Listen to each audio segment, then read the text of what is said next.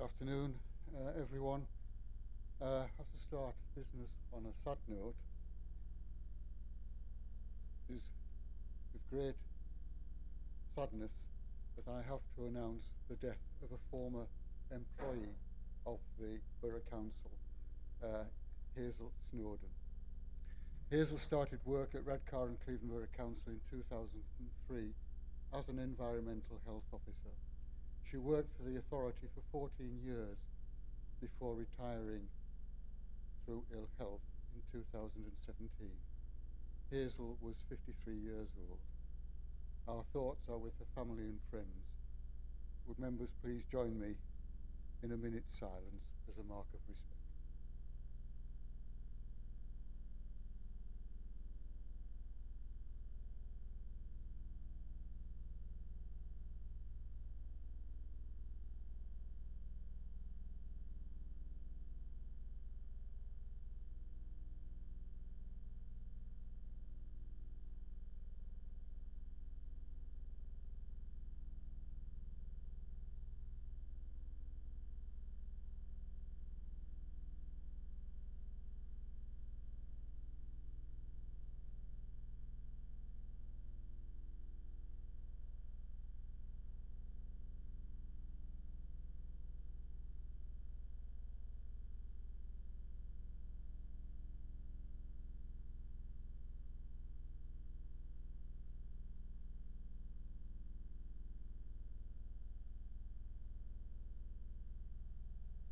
Thank you. Would you please remain standing for prayers? Merciful Father, hear our prayers and comfort us. Renew our trust in your Son, Jesus Christ, whom you have raised from the dead. Strengthen our Christian faith that Hazel and all who have died in the love of Christ will share in the glory of his resurrection, who lives and reigns with you in the unity of the Holy Spirit, one God, now and forever. Amen. Guide, we pray, O merciful Lord, her sovereign Lady Queen Elizabeth, all ministers of the crown, all members of Parliament and peers of the realm, and particularly this Mayor, Council, its executive and officers, and all who live and work here in our borough of Redcar and Cleveland. That in the power of your Holy Spirit, all those whom you have called to public service may be blessed with wisdom and right judgment in all things. We ask this in the name of Jesus Christ, our Lord. May God grant to the living grace, to the departed rest, to the Church, the Queen, the Commonwealth, and to all people unity, peace, and concord, and to us and to all God's servants life everlasting. And may the blessing of God Almighty, the Father, the Son, and the Holy Spirit be upon you and upon your councils this day. Amen. Oh. Thank you.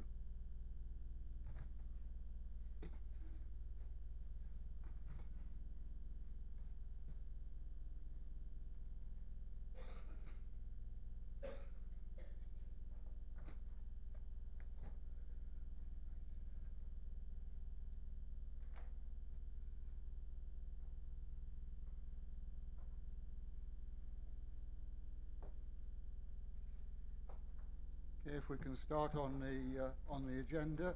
Item number 1, apologies for absence. Received apologies from Councillor Smith and Quigley. Do we have any other apologies, please? Oh, sorry. Quartermain, Councillor Brown, Councillor McCluckey, Councillor Reid and Councillor Dennis. Thank you. Councillor Jones, Mr. Mayor. Thank you. Any other apologies?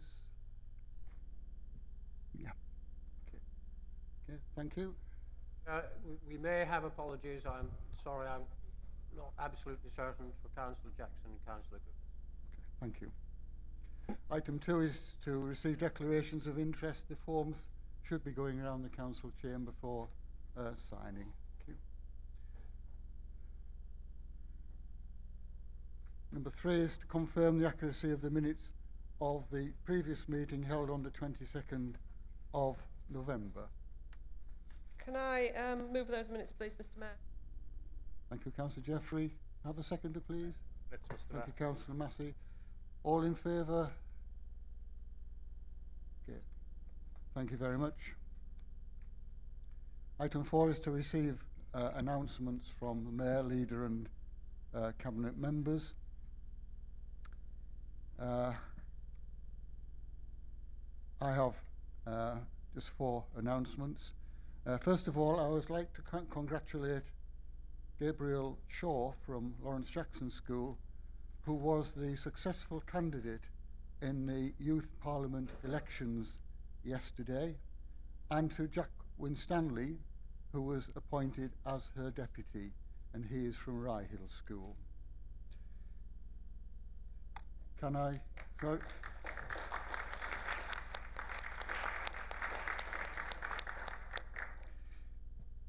Can I also, on behalf of members, offer congratulations to Louise Walker. I know Councillor Hannaway will be saying something a little bit later, but Louise is a principal social worker and was awarded the MBE in the New Year's Honours List for her work across adults and children's services care. So many, many congratulations to Louise and the honour it brings to this council. I'd like to thank everyone who made donations to me towards the Boxing Day dip, which I did take part in.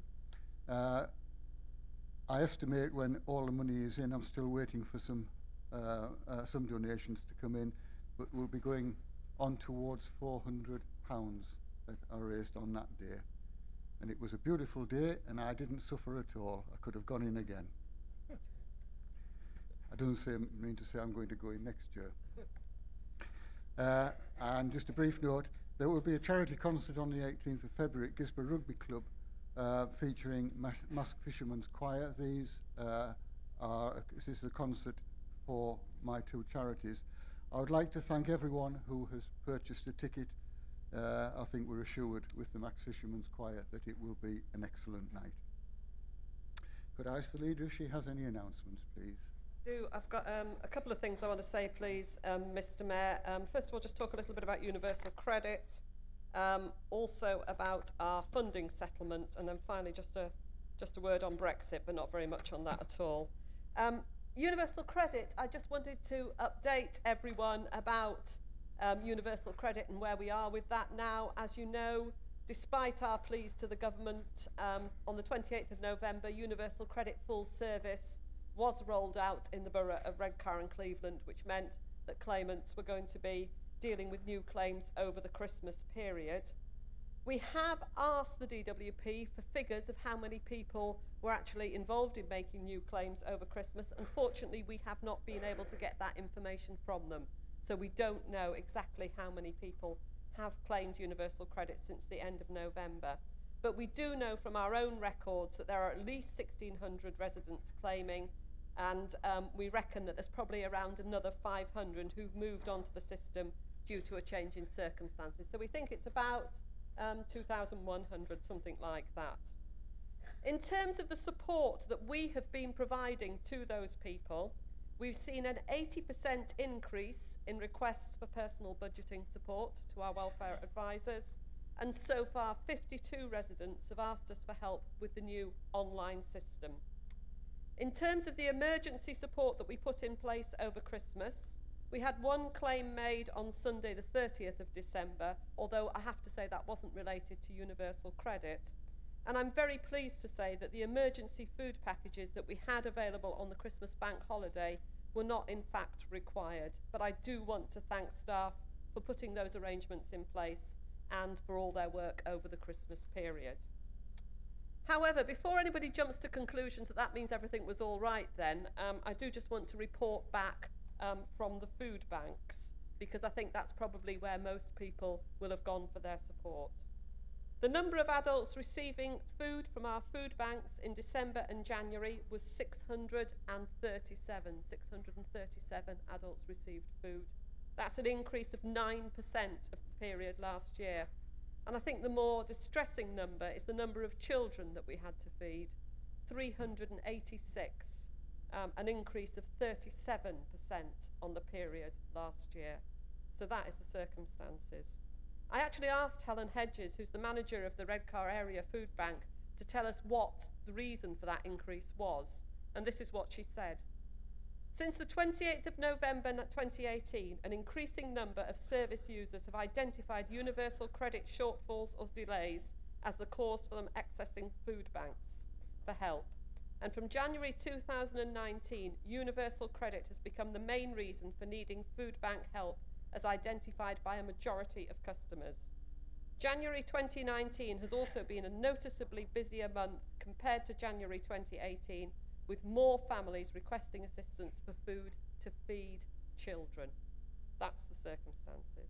So what I would say to you, Mr. Mayor and council members, I obviously remain seriously concerned about the impact of universal credit, and once again, would request on behalf of this whole council that government call a halt to the rollout, at least until we can see the detail of the so-called new approach promised by Secretary of State for Work and Pensions, Amber Rudd, because that is certainly the position that we've held up until now, and I think it's one we would want to continue to pursue. So that was universal credit. Just very quickly, Mr. Mayor, I just want to talk about the local government finance settlement. It's something we can answer questions on. There's a precedent set way back on that. It's factual. I'm very supportive. I'm not okay. necessarily going to be critical. I think there's just 2 points I'd like to raise. Members will be aware that on behalf of the Resources Committees, the chairman, I wrote with Councillor Thompson and the leader of the council to the Department of Work and Pensions. When we eventually got a letter replying, perhaps that could be mentioned. That, I think, basically was kicking things into touch, wasn't it? Yeah. And the second question, Mr. Mayor, I'm very grateful for you to let me do this, is when you said the Redcar Area Food Bank, that is just one food bank in the whole of the area.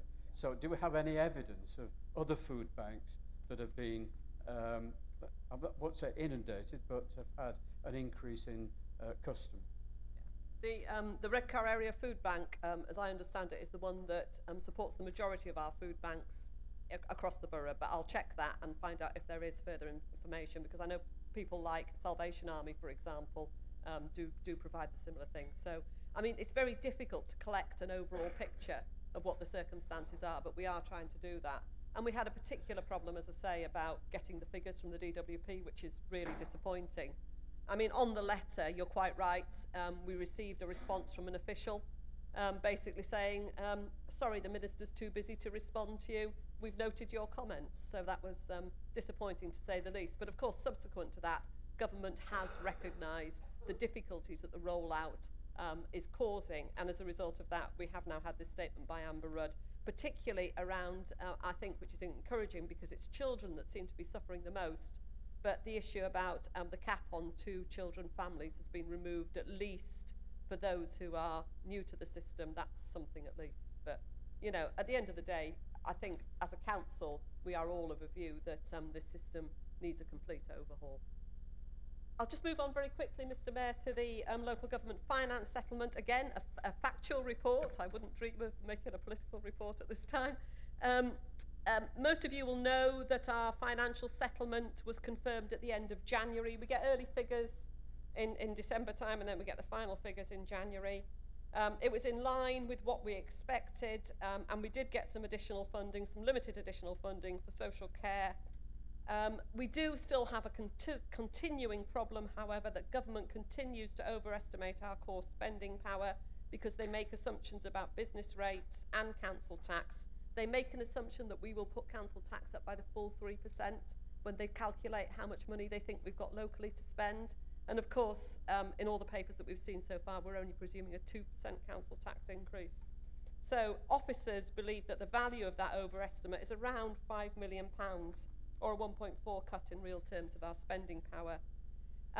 Just in terms of averages, and again, these are officer figures, they're not political figures. What government is saying is that across England, on average, each dwelling should receive about £1,908 in funding. Here in our borough, we only get £1,814. If you multiply the difference, which is £94, by the 64,000 dwellings, and if we got that, we would actually be receiving an extra £6 million in funding. So you can see what the difference is and what we're losing out on. There's all sorts of reasons why that's the case, and I've no doubt we'll discuss that in more detail at the budget meeting next time round. But overall, we know, don't we, that next year, and this is in the papers that you've all seen, £5.5 million worth of cuts, £6.5 million of reserves, 2% on council tax and 2% on adult social care levy to balance the books. So that's what you're going to be considering at the meeting. The meeting, I think it's at the end of 28th, on the 28th, yeah, when we're going to have to consider the budget. So that was just a quick update on that, Mr. Mayor. Just very quickly on Brexit, I just wanted to say that it looks like local government is now very much more at the centre of the planning for Brexit than it has been. We've been ignored for 2 years, but all of a sudden we have become really important to government. Patrick Rice circulated a note to you all, I think it was last week, setting out what we're doing and what the issues are.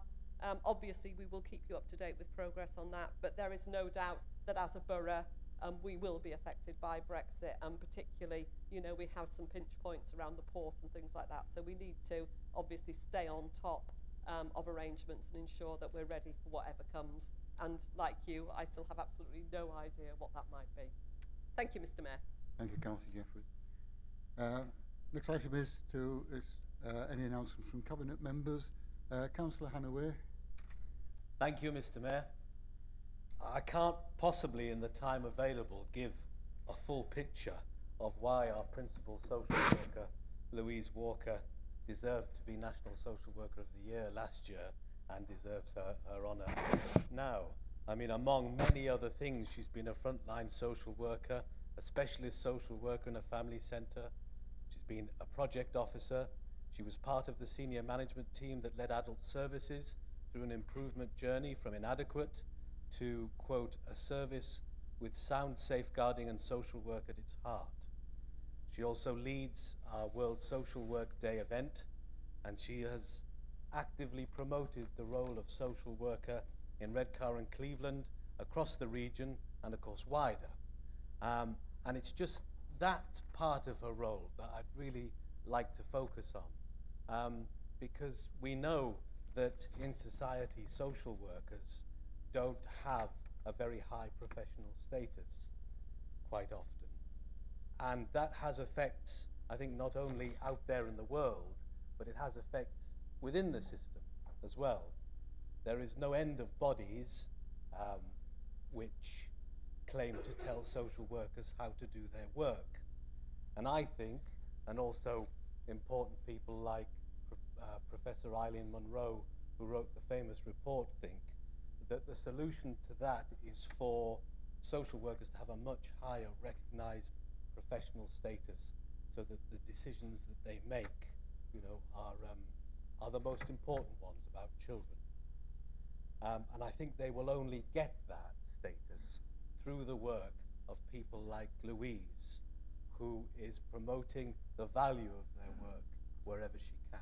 And I think that's, especially amongst all the other things, why she deserves her award and deserves the honour she's been given.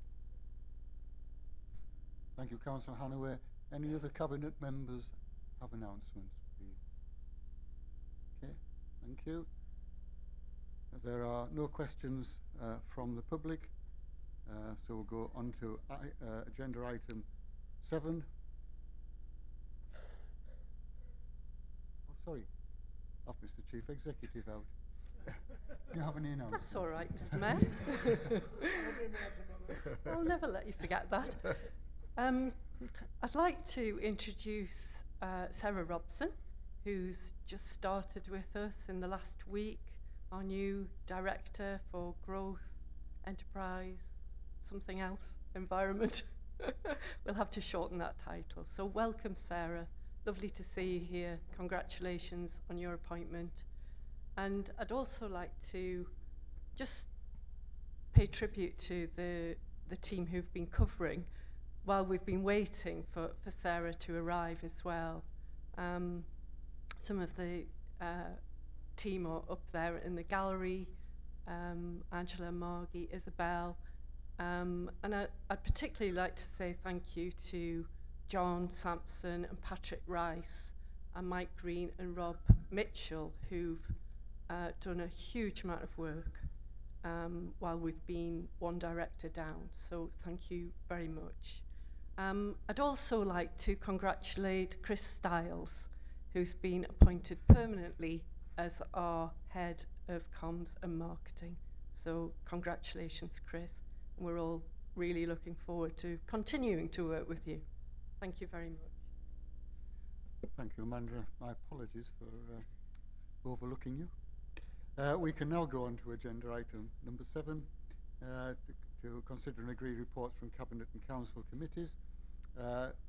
7A is Councillor Massey.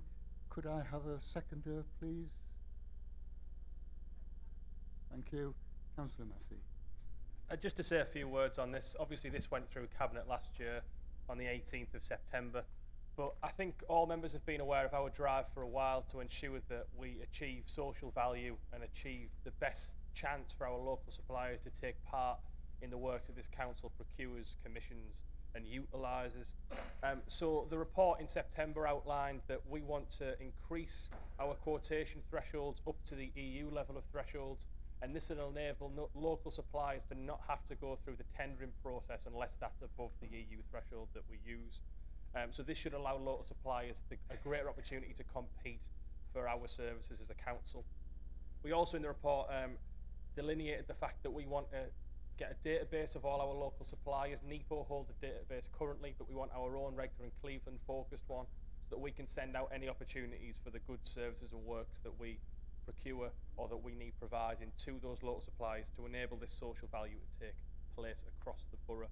I think that members have been aware of this, it's been through Cabinet and scrutiny, but also social value is a real driver of our flourishing future, so I hope members will be able to support.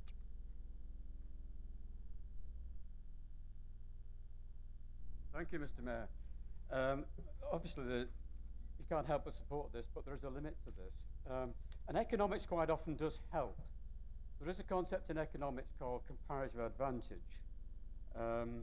And it basically, dead simply, if you are, for example, a solicitor, and you're better at typing and you're better at law than your typist, you would want to concentrate on what you can do better. And that's what most of us would do. And it applies nationally, it applies internationally, it applies as individuals, that we do what we're best at, we're comparatively better. So I think in terms of this, we've got to be very careful that we are making sure that we do get the best value for and the best use of resources for the council. I mean, in Monty Python, isn't it, the blessed are the local cheese makers, blessed would be the electricians and plumbers, but where are the paperclip makers? Where are the laptop makers? Where are the computer makers in this borough? So there is a limit to what we can actually do. And we've got to be very careful that we don't get involved in economic parochialism. I think this is based on something called the Preston model. And one of the things you've got to watch with this is that it's important that we encourage the local GDP, the local value added. But there is, in fact, a limit, as I keep saying. We mustn't get into the situation where we're operating almost a siege economy locally, and it's beggaring our neighbours, where we could actually get cheaper products for the benefit of the people in this borough.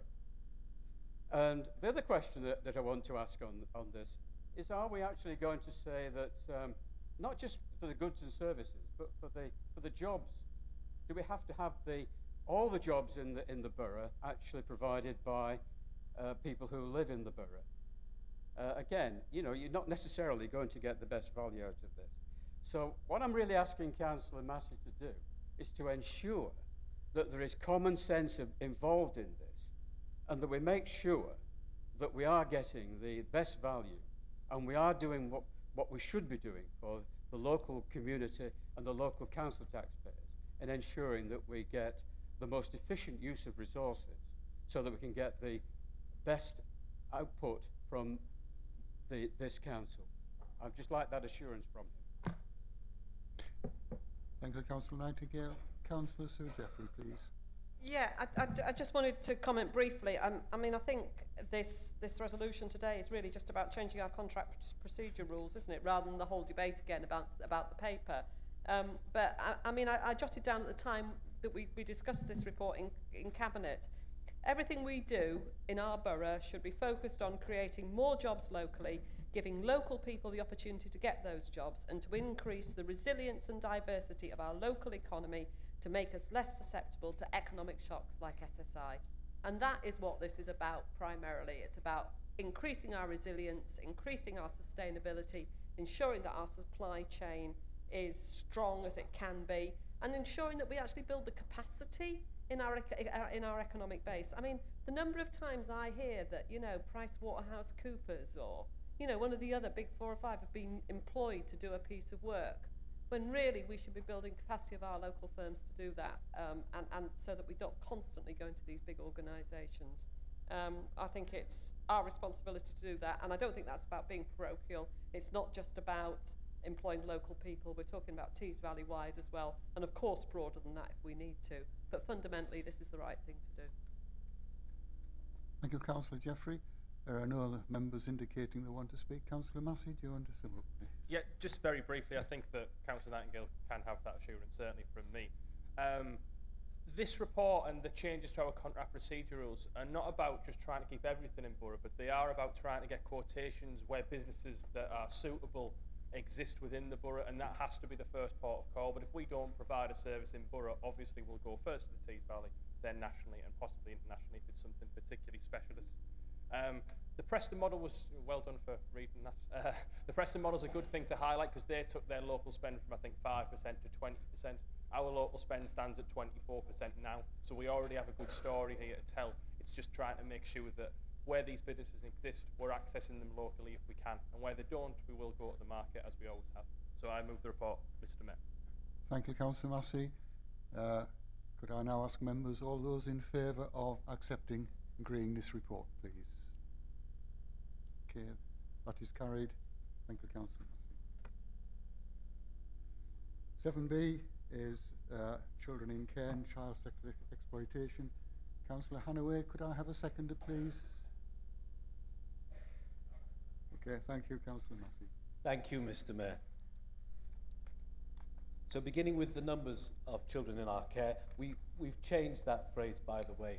We call them looked after children, but the looked after children themselves didn't like the acronym LAC, because they didn't feel that it was a good representation of them and that they didn't really lack anything.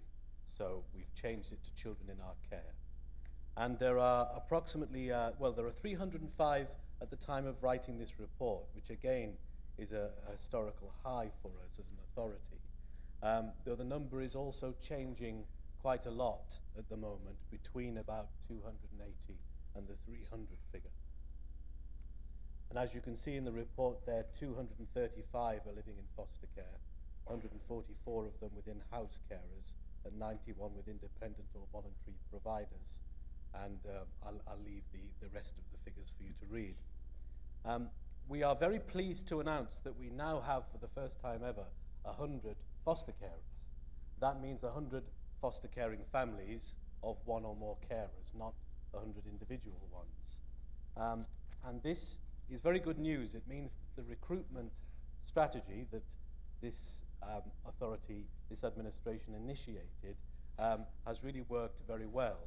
And could I also thank Councillor King for the large role she has played in the development and the implementation of this strategy. It's really something that we can all be proud of, and has worked very well. And as well as us being a lot happier when children are in our own family of foster carers, it's also true to say that it saved the authority a large amount of money as well, because the independent agencies are capable, for example, of charging £400 a week for the foster carer and another 400 for the agency to pay the CEO's salary and keep the shareholders happy. So we're very pleased with this development, and long may it continue, and we'll continue to try and recruit. We don't know, of course, how much money it saved the authority, because to know that we would have to know how many children with agencies we would have had we not undertaken the recruitment campaign. But it's definitely something to bear in mind in a couple of weeks when we're all looking at the budget figures, including the figures for children's services, that this strategy has helped us a great deal. 3.1, many of our children in our care stay longer in our care these days than they used to and have more complex needs. And to meet that, we've created a deputy manager post within the team, both to help meet that demand, to make sure there's no delay for the children themselves, and also to give another promotion opportunity for our social workers. 3.2, our signs of safety safeguarding model is going very well, and this morning I observed a child protection review where the family of a child who was subject to a child protection plan come into the council and meet with the social workers, and the conference had to decide whether the child would continue to be subject to a plan or would go down to the child in need level. And that really reinforced for me the importance of the Signs of Safety programme. When I watched the chair of the conference talking to the family, she was absolutely wonderful at it. And of course, it is quite a skill to be able to talk to people without the social worker jargon in a way that they can understand and respond to. At 4, there's an update from our virtual school. They're continuing to implement the results of the peer review that we had a few weeks ago. The particular points they're focusing on at the moment is that the virtual school model focuses on those aged 5 to 16, which should be extended to fully include early years and post-16, and also to make sure the management information systems in place cover all the data required by the virtual school head. The Leaving Care Service at Section 5 is currently working with 118 young people, and at the moment the staff have been working very hard to make sure that those who are leaving care don't have any problems with universal credit, because there has been some delay in processing the claims for young people, and also young people on training courses need to provide evidence of their studies, and the team has been helping them with that to make sure there is minimal disruption to those young people. 5.6, we're also very pleased that one of the young people in our care has succeeded in getting an internship with the Department for Education. There aren't very many of these internships throughout the country, so we're particularly proud that this young person has succeeded in getting one, and it should really help her in her ambition of joining the Navy. 5.7, we've had recently a focused visit from Ofsted to look at our front door arrangements, and amongst many positive things, there was still some criticism of our planning in the front door service, which I've included in the report. And we're addressing that with an action plan, and also we're addressing the criticism made of our LADO, our Local Authority Designated Officer arrangements, with new arrangements. It is part of the focus visit was particularly frustrating, because when Ofsted came in 2017, they said that our front door assessments were not formal enough and we were doing too much intelligence gathering before making a decision. In the recent focus visit, Ofsted has said the opposite, that they are too formal, and we should do more information gathering before making a decision. So what can you do? That brings me on to 5.9.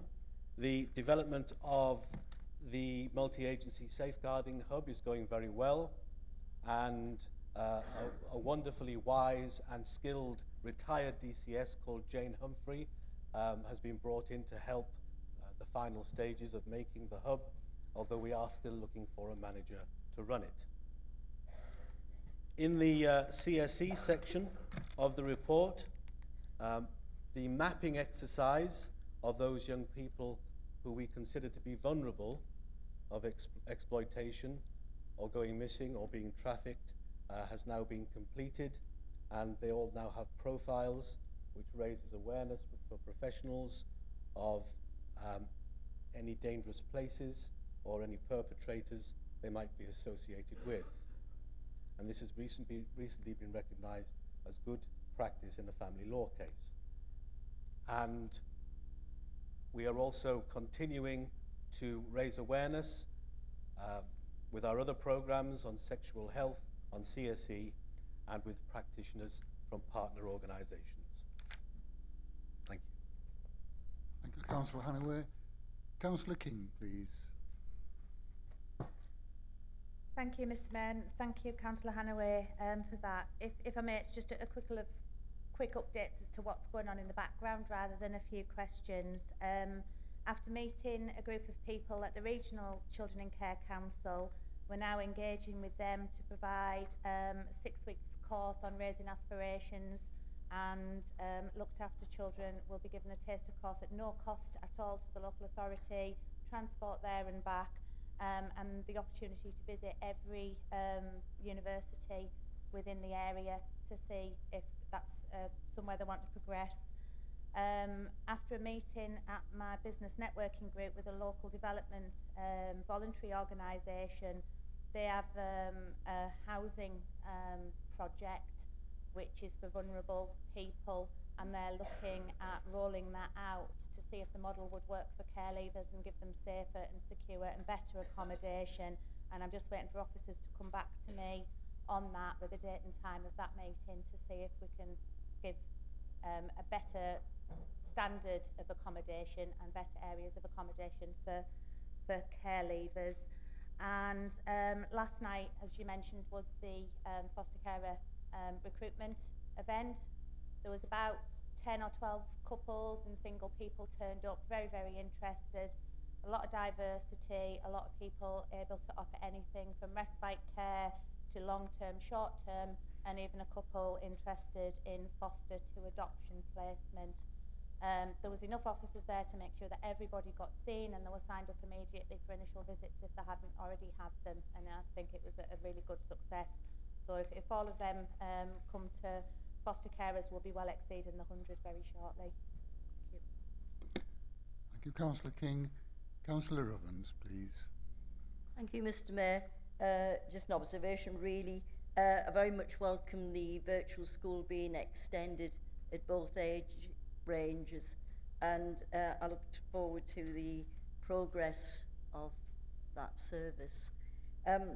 What I did want to ask about was on 5.9, there seems to be some slippage, and we did hear at Children's Services committee meeting that the MAC is still waiting a service manager, and it seems to be so linked in with the front door process. I was wondering how much that is having an impact on how we will be seen perhaps when we have another catch-up Ofsted revisit. And I just expressed some concerns. Are we having difficulty in recruiting that manager, or where does the problem lie? Thank you. Thank you, Councillor Evans. Councillor Watts, please. Thank you, Mr. Mayor. Thank you, Councillor Hannaway, for this time putting in that there is an action plan to address the concerns. The last inspection did at least give a longer list of concerns, but despite repeated efforts, I never got what the action plan was. This time we are given more details. You summarised them, but It does say here, weaker practices identified at the last inspection is still evident, includes quality of assessments, and I know the last time it also included assessments of children at risk, which I think is a very significant point. Lack of effective management of allegations against professionals. It's not as if, you know, sometimes we overestimate, sometimes we under. These are serious concerns, and I would ask that you keep this council up to date on what you're doing or your department's doing to address these concerns. Thank you, Councillor Watts. No more members have indicated a wish to speak. Could I ask Councillor Hanaway to address those points and sum up, please? Firstly, thank you for your updates, Councillor King, and for all the work you're doing and its positive results. Councillor Ovens, yes, I think the virtual school improvements are very much the work of our new virtual school head, and I think he's doing extremely well in his role. In terms of the hub and the impact on Ofsted, it's obviously we will still be Ofsteded, and Middlesbrough will still be Ofsteded for these arrangements. I think the arrangements themselves are going well, so I'm not worried that if Ofsted came back they would find that they were worse, you know, or somehow not sufficiently organised. And finding a manager, I mean, I bear in mind that it did take us a long time, or the combined authorities, a long time to find a manager for the regional adoption agency as well. So I'm not worrying about that yet. I think they will, but it is taking quite a while. But then they do have to get the right person. It's a very specific set of skills, isn't it? Councillor Watts, yes, I in a sense gave you the opportunity to ask that because I asked for that part of the report. I think it's the honest and straightforward thing to do, is to put the criticism in the report. And I've had a long talk with Barbara Shaw about it, and her view is that our social workers are very passionate about their work. They're very curious about children. They will always go, you know, the extra distance if anything is slightly worrying them about a child to find out what it is. But one of the reasons why this criticism of our planning has been going on for quite a long time is that they're not necessarily as good at recording their work as they are at doing it. And that's something that, you know, they need to improve on. But we are also expecting that the signs of safety model will help with that, because it demands, you know, simple, plain language.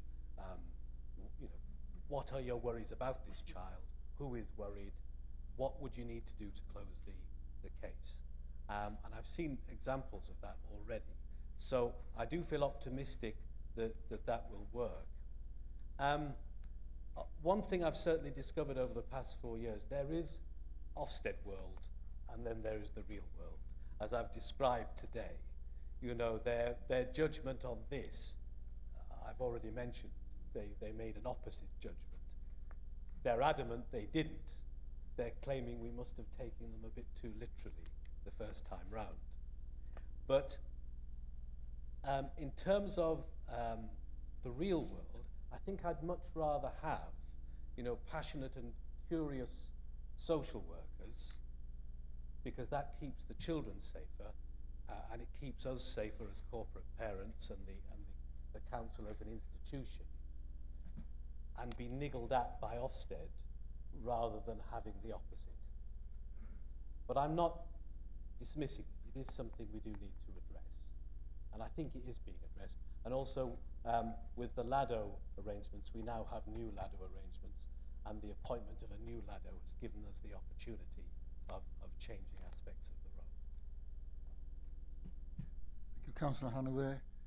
Members have seen the report. Can I ask now those members wishing to accept and agree the report, please?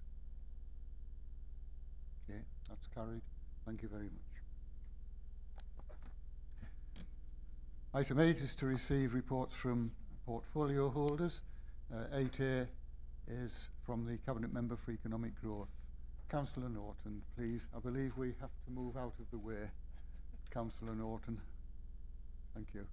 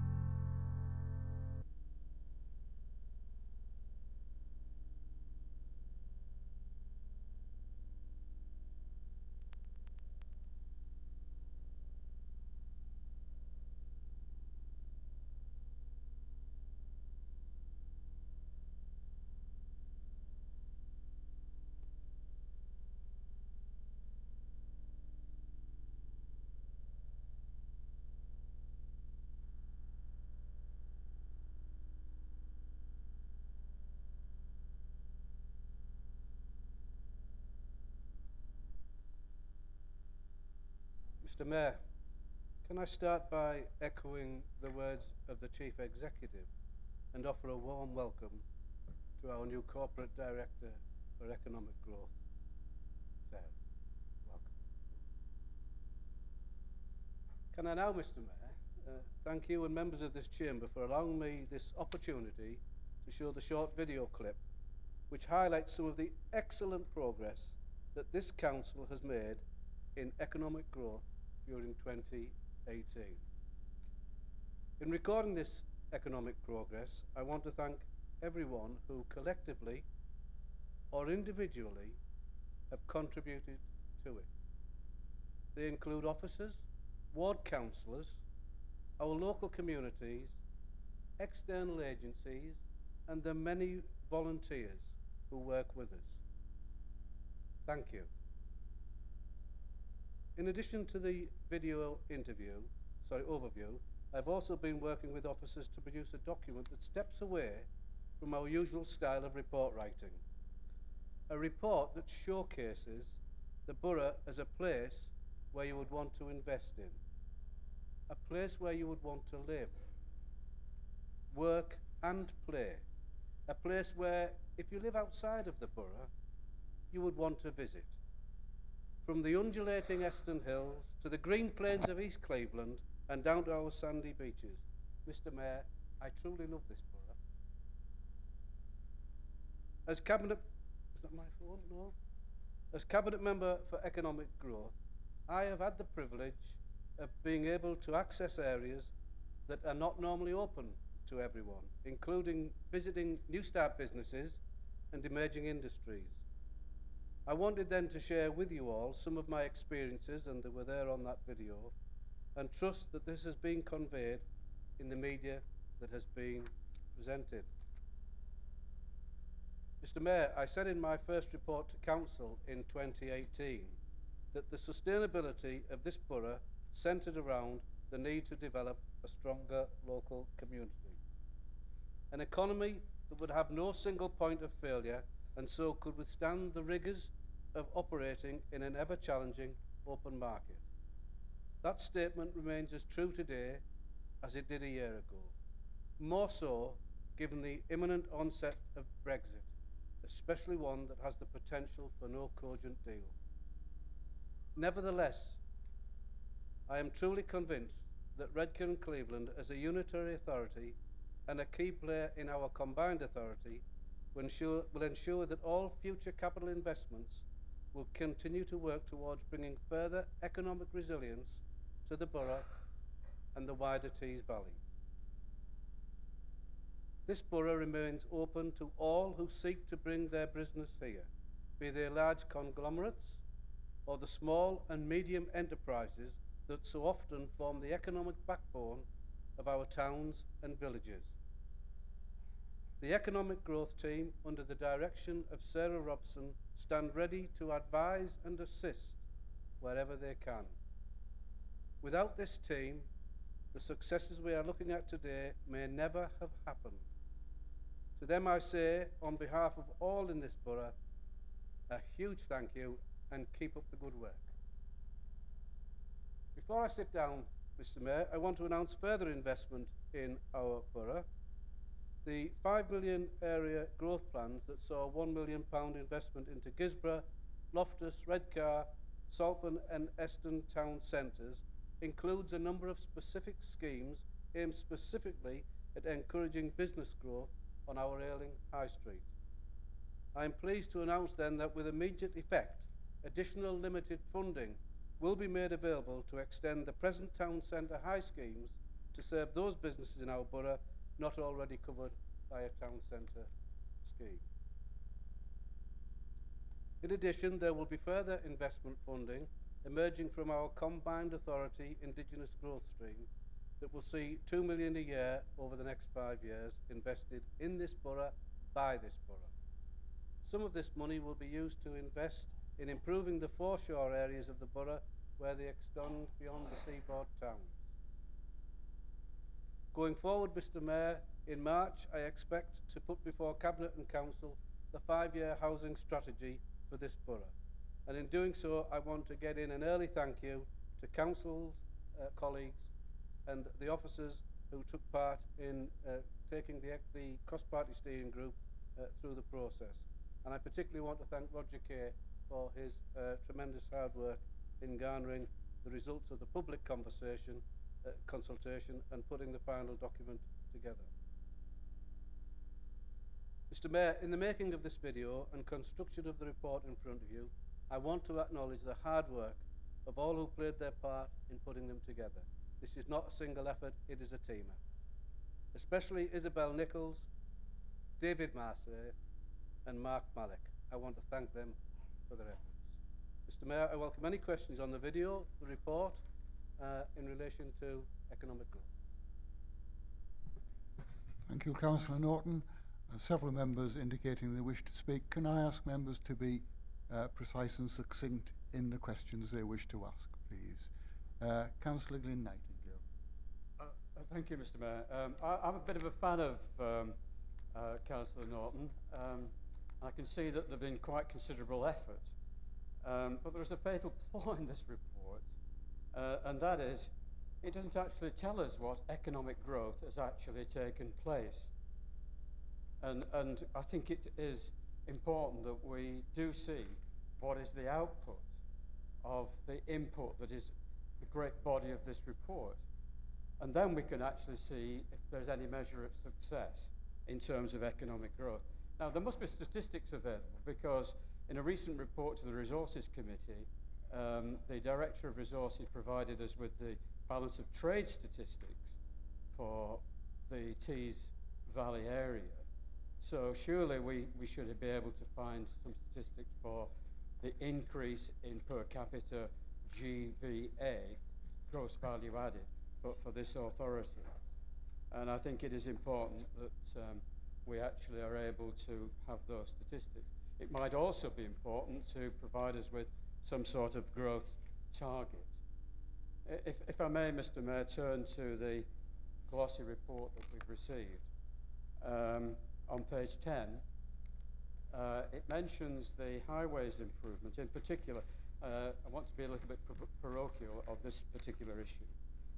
There are a number of points I'd like to raise here. One is that we spelled Swan's Corner wrong. It's one N, but that's trivial.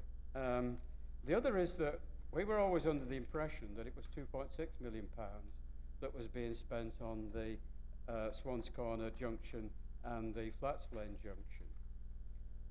So perhaps Councillor Norton could tell us where the £0.6 million has gone. And the other is that I'm delighted to see this here. We think it will make some sort of a contribution to improving the traffic in the area. It's not necessarily the solution. But the implication here is, in this report, that this is now going to go ahead, and I think we would welcome that, and that there is some sort of approval for this. So on the three issues that I've raised there. One, can we have some information on the economic growth that's actually taken place in the area? Secondly, is there going to be a growth target that we're going to aim for? And thirdly, the points I've raised on the Swans Corner, Flats Lane development. Councillor Nightingale, Councillor Norton, would you like to reply? Yes, well, I'm grateful to Councillor Nightingale for bringing that to my attention, and I apologise for not putting two N's in Swans. I'm afraid, I did think of the bird and one N, and when I actually looked on the map, because I thought there was two N's in it, I put two in and I took one out because I looked on the map and it said one N. So we'll have a debate about that later. Anyway, in relation to the Cabinet report and better statistical reporting, I can tell you that the Economic Growth team are looking at the metrics around that to develop a set of figures that will focus more on economic growth. I do draw your attention to the November Cabinet report and the subsequent quarterly report that came out from economic growth that pointed out the statistics. I do have them here if you want me to read them out, but I don't think you want me to bore you to death currently. That does cover the GVA, which I have to say is not outstanding for this area. In fact, I think we slipped further down the League of 12 in the north. In relation to the highway report, I've always understood it to be 2 million. If it's 2.6, I'm not going to steal £600,000 from you. It will go into that particular investment, but I will check that out. But I've always quoted 2 million, but then all my numbers tend to be rounded up rather than being small numbers. Thank you. Councillor Davis, please. Thank you, Mr. Mayor. Councillor Norton, I was a bit surprised that in your foreword that there was no mention of Sirius, bearing in mind it's a big significant economic project in the area at the moment. I mean, you'd think something big like that would be something that we would latch onto for good news. It's not all bad, by the way. I'd also like to pay comment that that I was pleased that you took my advice last year and implemented the Track Our Gritter app for residents this year. I think it was in this council chamber this time last year that I did bring it up, saying it would be a good idea. So pleased that that's happened. And disappointed again at the omission of the Liverton Mines Industrial Estate off your list of industrial estate works. However, very pleased that the council did in fact go up and resurface the road on the industrial estate at the back end of last year. It was also missed off on your promotion video as well. Maybe go up there next time. But again, I just want to pay my public appreciation to the economic growth team for their work in the Loftus ward over the last 12 months.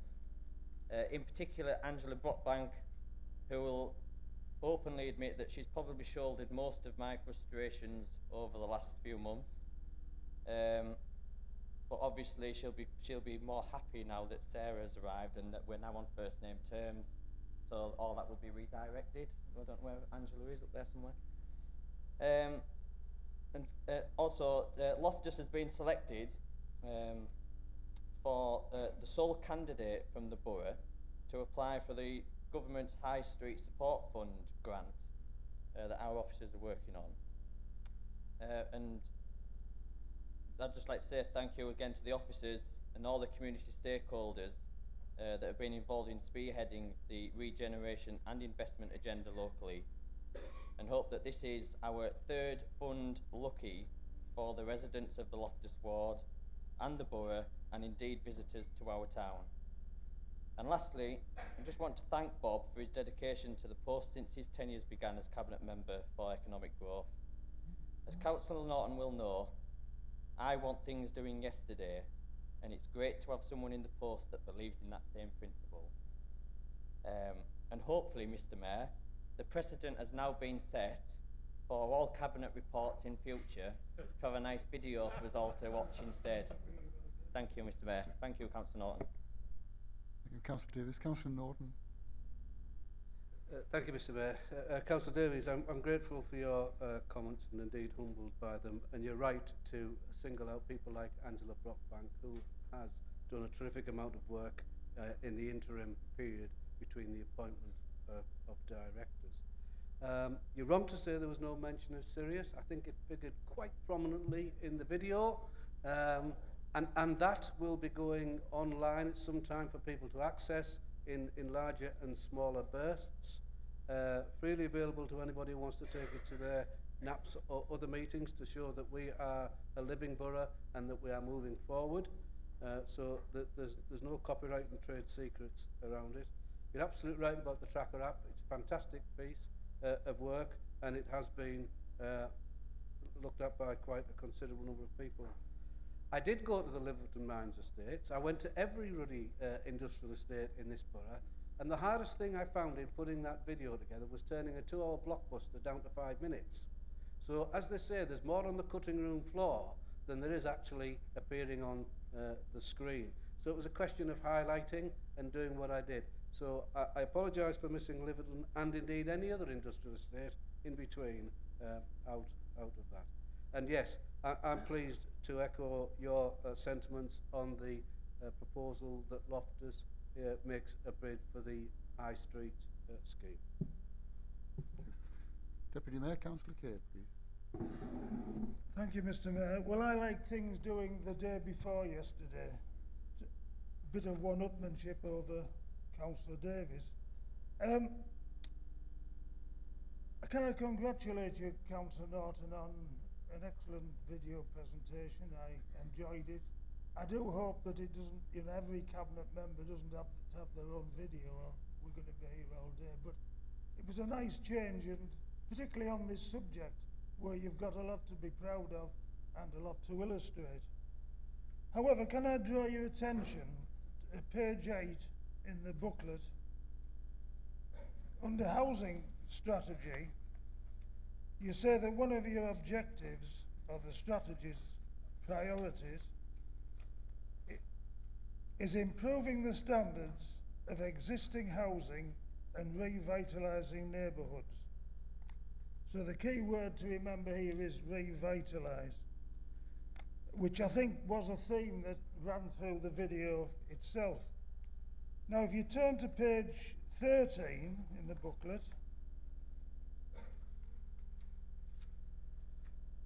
it's about revitalising industrial estates. And I think it's the Skelton Industrial Estate in particular that I've got in mind, because I think that one of the objectives is to resurface the existing carriageway throughout the estate. Now, I'm not against this in any way. In fact, I support it.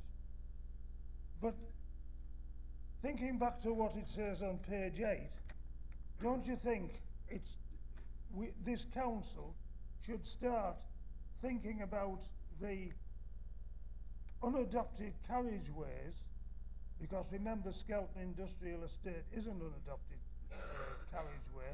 We should be thinking about the unadopted carriageways adjacent to people's properties in East Cleveland.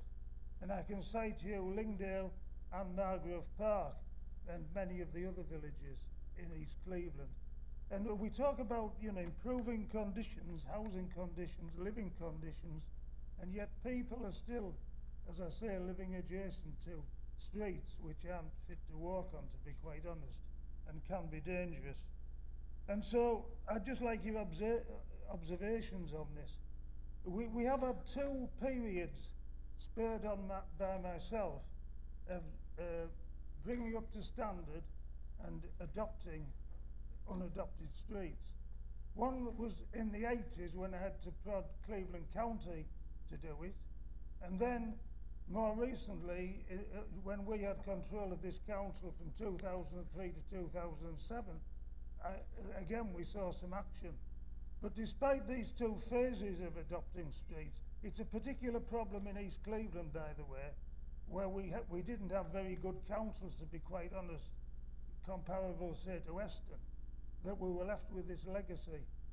I've been fighting for this for 40 years, and half the job's done, but before I retire, I'd like to see every street adopted. If we just did one a year, we'd have beaten it by now, in fact, and I think this policy should be adopted. If we can do it for an industrial estate, we should be able to do it for the citizens of our borough.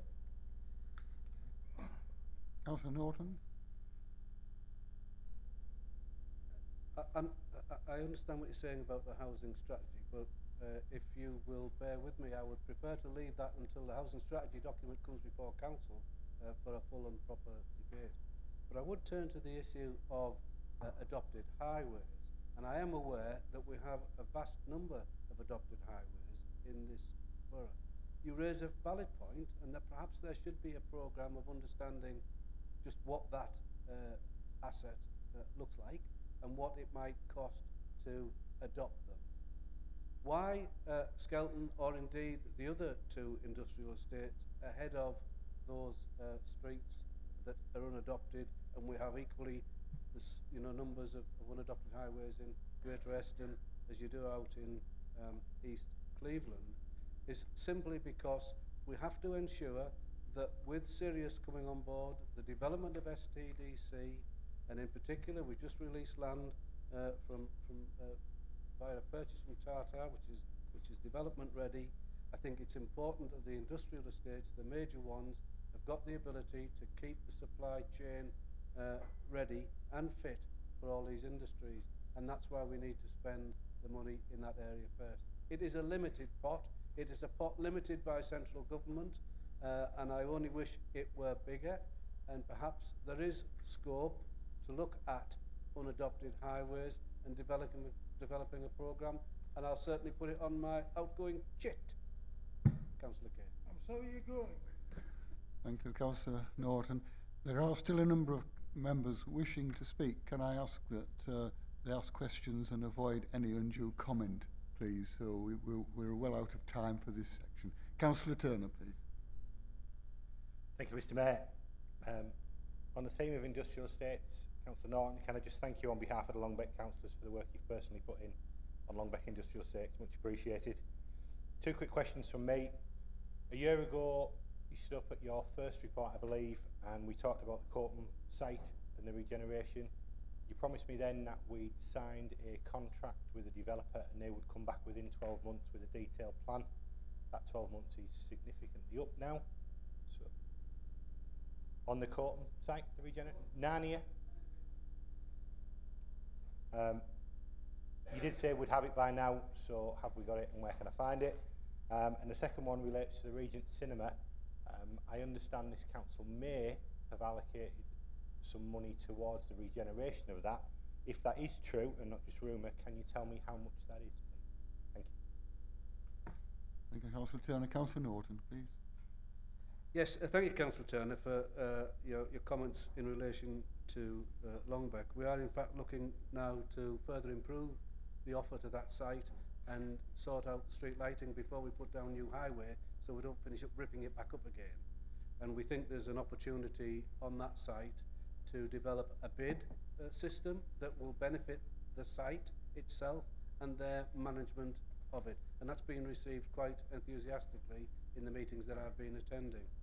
In relation to the Courtham site, and let me lump it with the Regent's Cinema site, if I may, because we tend to be looking at it as one development.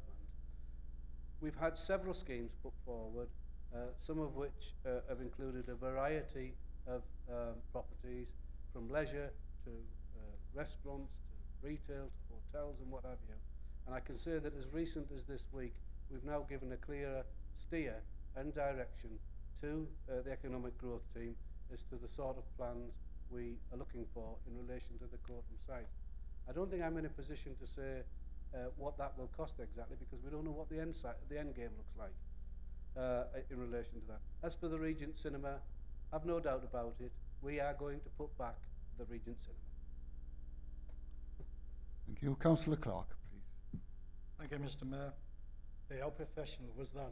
Hey, doing your own video and photography, Bob, no doubt, I'm sure. Did you fly your own helicopter, or was it a drone shot that you used? I know you got the money for it, and that piano playing at the end, mate, absolutely outstanding, I tell you. But seriously, Mr. Mayor, I know you said, about talking and going on about things. Bob Norton worked so hard in his portfolio, and he's been to a lot of our meetings in Gisborne for the Town Hall Gateway project. He doesn't need to turn up. He could just say, I'll just send me the reports, I'll read them online. But he worked so hard. Not only on that has he done, which I've got to thank you very much for, Bob, because it's important. Also, we talked about the Swans Corn and the Flats Lane area. We're now looking at that as well, and Bob's working extremely hard on that with us as well, because there's one or two things I'm not happy about, but Bob's there, and he's supportive in all the time. He's never negative, but he's positive and supportive. And again, I thank him for that. I do have a question, though, because it's something that's going to come up in motion number 3, I think, about the parking in Saltburn. But we've got I'm sure everybody in this council chamber has got a problem with parking in their own wards, etc. I did ask Bob for help with that, and we were slightly amazed at how old and ancient the borough-wide policy is on parking. And so Bob's, I'm hoping he's looking at that, but I think it's something that may be coming to the attention of the leader of the council, so about if we can do something about reviewing the parking policy within this borough. And I would just ask Bob, and perhaps you as well, so I don't know if we've made any headway with that, or perhaps it's going to be left until the next administration comes in. But again, I must thank Bob on behalf of the residents of Gisborough for all his hard work and for the other people that I do represent. Thanks very much. Thank you, Councillor Norton. I'm grateful for your kind words, Councillor Clark. I'm always content to get involved in projects like the Gisborough Gateway Scheme because I see the huge potential it has for bringing communities together and increasing the economic value that goes around the Gisborough site. And I quote often the Gisborough Gateway model of management to many organisations when they say, how should we deal with this? And I say, if you want some advice, talk to any sitting member of that panel and they'll guide you through what they've done. And you know, I wish it every success and I will be with it until I leave this council. In relation to parking, wow, well, if ever there is a sort of millstone around my neck, it is that one. And I agree entirely with you. Having looked at the way that we put, and I think you're specifically talking about residential parking and permits that can exist just for residences. The system that has been operated and is used is in need of refresh. I will put that high on my list before I go. Thank you. Councillor Watts, please.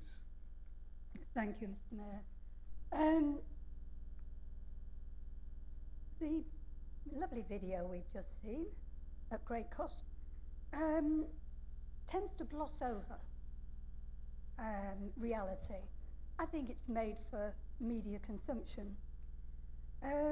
It gives me a picture of the haves and have-nots. I'm talking about East Cleveland. We have small business estates there, derelict. Talk about transport. We have no reasonable roads. We haven't got a single dual carriageway. Even in Gisborough, with all its growth and development, we have a transport officer on the council when he was called to account for traffic jams, and he said, "I see no traffic jams." I think of that every time I see Rectory Lane, any time in the daytime. The High Street grants that came in, you glossed over that in a sort of general way. In Gisborough, there's been a pathetic take-up, very little.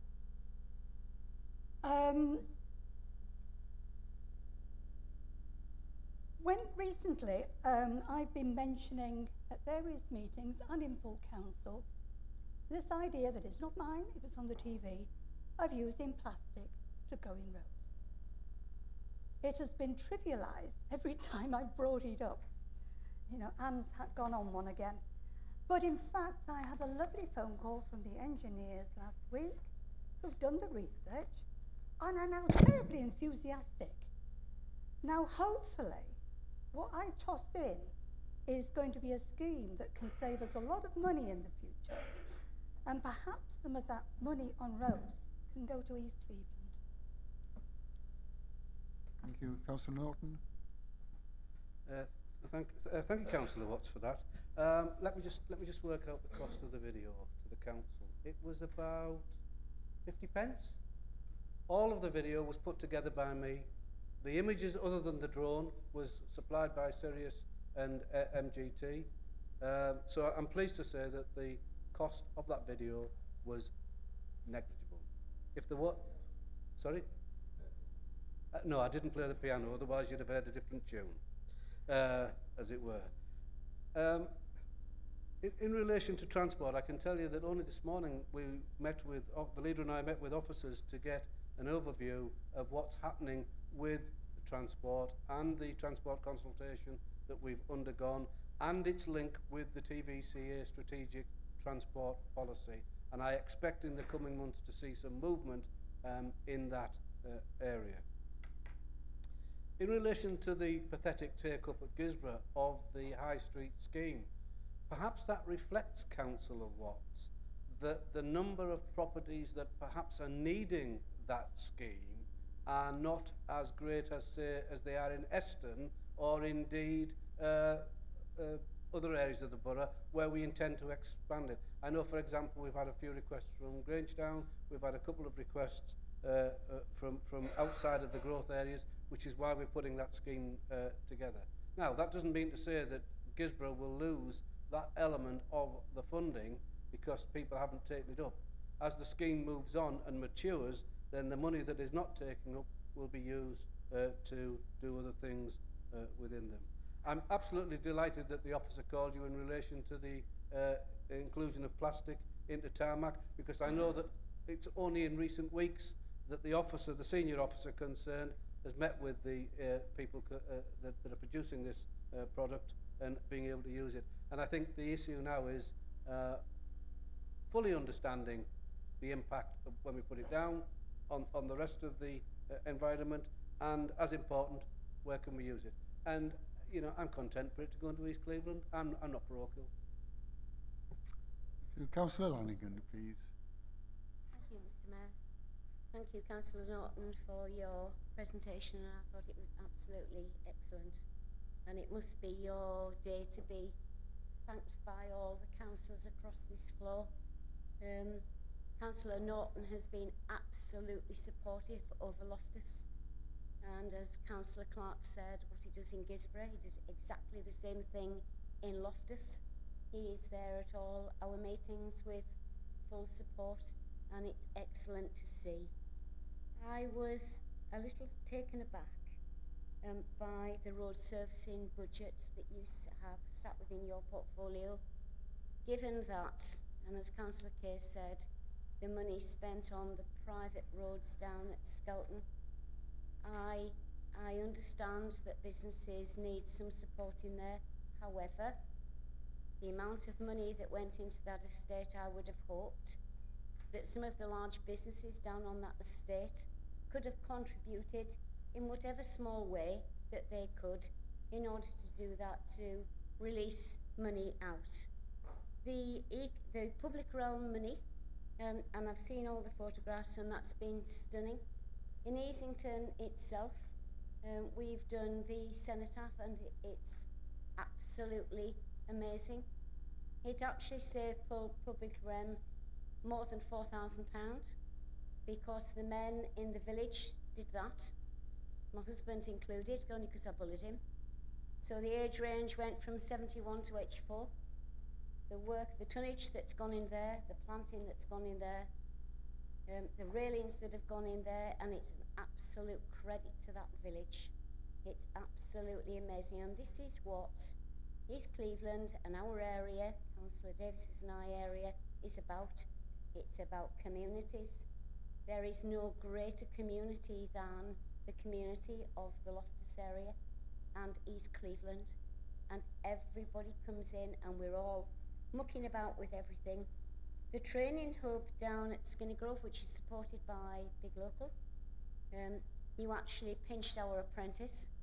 She was ours and she's being given a full-time job with Redcar Cleveland. That's okay, we've got another one. So standards are high down there.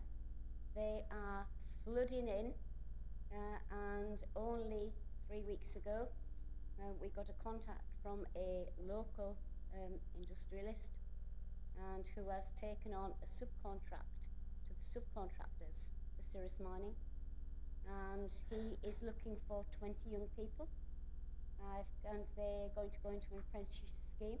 This is for 3 years. I've contacted Graham Hubbard. Could you put your questions, please, Councillor and Lanigan? they've set it up. I just, actually, I'm sorry, Mr. Mayor, it was just about the Skelton Industrial Estate and that funding, but I just wanted to thank you for all the work that you've done, Councillor Norton, and it is absolutely appreciated. Sorry, Mr. Mayor. Councillor Norton? Once again, Mr. Mayor, I'm humbled by the comments of Councillor Lanigan, and perhaps I should dwell a little longer on the resurfacing and the work that's going to go into Skelton Industrial Estate. I can say at the meeting I attended last, and I know Councillor Foggo was there as well, that the businesses are not indisposed to making a contribution. Am I correct, Councillor Foggo? What we don't know is just what that would amount to. at this stage. So they're not indisposed to doing that. Neither are they indisposed to themselves forming a bid site so that they can get better control and management. There are huge complexities around that site in terms of land ownership. But the officers, particular Ian that's leading it, are dead keen to get to grips with that highway and make that estate that much better. Why are we investing more in the roads around Skelton compared with putting that money into the rest of the borough? Relatively simple, really. It's a question of economics. The more that we get that estate developed and fully occupied and working and meeting the supply chain requirements of all the new businesses and industry we expect, then the business rates will grow, and for business rates that grow, we can grow within the borough. Thank you, Councillor Morton. Can I repeat again, please? Can we stick to questions rather than comment? We're well over time on this item. Councillor Thompson, please. Thank you, Mr. Mayor. Just on page 7, the Coastal Revival Fund, just for clarification, my question is it possible to update the report? Because the £40,000 that has been secured is going to be spent on a management plan appraisal for 3 of the valleys. That's Saltburn Gill, Hazel Grove, and the remainder of Saltburn Valley, which would take up to and past the viaduct to the weir, so that when the public are reading this wonderful document, that the veracity surrounding the £40,000 spend allocation is actually up to date. Thank you. Thank you. Councillor Norton. Yes, Mr. Mayor, I will agree to update that. Thank you for bringing it to my attention, Councillor Thompson. I have 3 more members wanting to speak. I will not accept any more members after these 3. Councillor Ovens, please. Thank you, Mr. Mayor. I will be very brief, and it's a simple question, and it was mentioned several meetings ago, perhaps a year or more, by Councillor Thompson and myself, about having a tourist information place in Redcar, which is one of our main destinations. And I would like to see on page 7, under the Gateway project, we're talking about the use of the station buildings. I wondered if it could be included in there, because if you arrive and you get off a train, you certainly want to know what's around you, how to get to other bits. So I think that would be an eminently suitable place to have an information centre. And the other query was, with regard to all the road resurfacing, and I do appreciate the unadopted highways. I've got one problematic one even in my ward, but Councillor Norton already knows that I have a plea out, if he has any influence on next year's budget, that Redcar Lane is resurfaced. It is a main entrance into Redcar. It has had patch on patch. It's just undergone an urgent permanent patch, whatever that might mean, outside Rye Hill School. I guess if they hadn't done something, the road would have probably collapsed. The rest is in a pretty poor state on the way down. So if he has any influence at all, please. And I'd like to, add my accolades to everybody else and say your common sense approach has been a breath of fresh air. Thank you. Thank you. Councillor Norton. I'll respond quickly then and say that I take on board the suggestion about the Tourist Information Centre. I couldn't disagree with that as a way forward. And I will certainly ask the officers to put that on their documents so that it's not forgotten. In relation to resurfacing Redcar Lane, I did in fact take a trip down Redcar Lane only the other day. You're right, and having felt the bumps as I went along, perhaps I can take that forward for you. Thank you. Councillor Higgins, please. Thank you very much, Mr. Mayor. It would be very remiss of me if I didn't say to Councillor Norton, it's been a great pleasure working with you, both as a cabinet member and as an adjoining ward councillor. We've achieved together so much over the last 4 years, and also I can say in my tenure as a councillor from 2003 to 2011 was absolutely abjectly horrible. But the last 4 years I've really enjoyed my job as a councillor in the ward with you. My question, and I'd like to thank the team as well, Angela, and all the regeneration team, as I call them, for all the work, and not forgetting our neighbourhood and highways, because it's a joint teamwork that's what we've achieved together. What I would like to ask you is, could you give us an assurance that it'll be pushed forward quickly now, the regeneration of the recreation ground?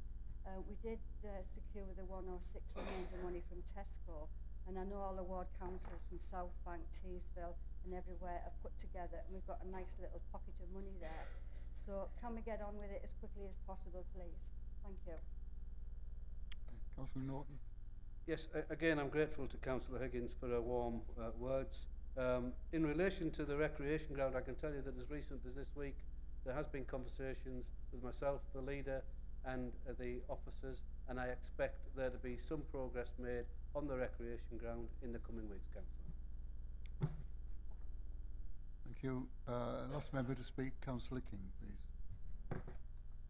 Thank you, Mr Mayor, and thank you, Councillor Norton, for your report. I'd also like to thank you for your help on the steering committee with regards to the mass traffic light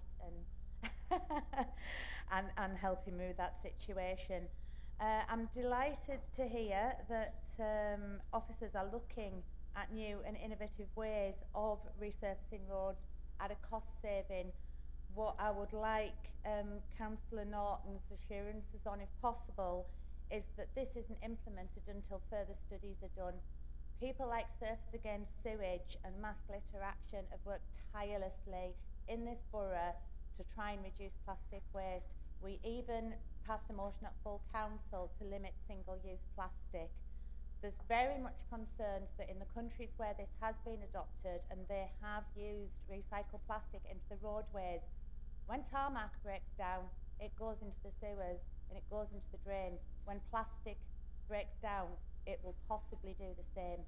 So what I don't want to see is in the future, more plastic going into the sea, more wildlife, more whales, more fish damaged, because we're doing a cheap resurfacing of a road, which is initially going to damage our planet and have longer term consequences. So I'd like assurances that it'll be fully investigated before anything like that goes forward.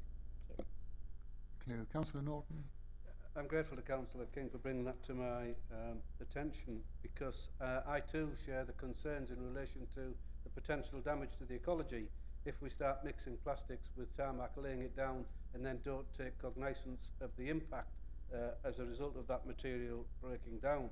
And you're absolutely right, and I made some comment to it at the last council meeting when plastics had long been used in road surfacing in India, but perhaps they haven't done it with the same care and diligence that we would like, and they're now finding when it breaks down, it's not, it is impacting on the surrounding areas.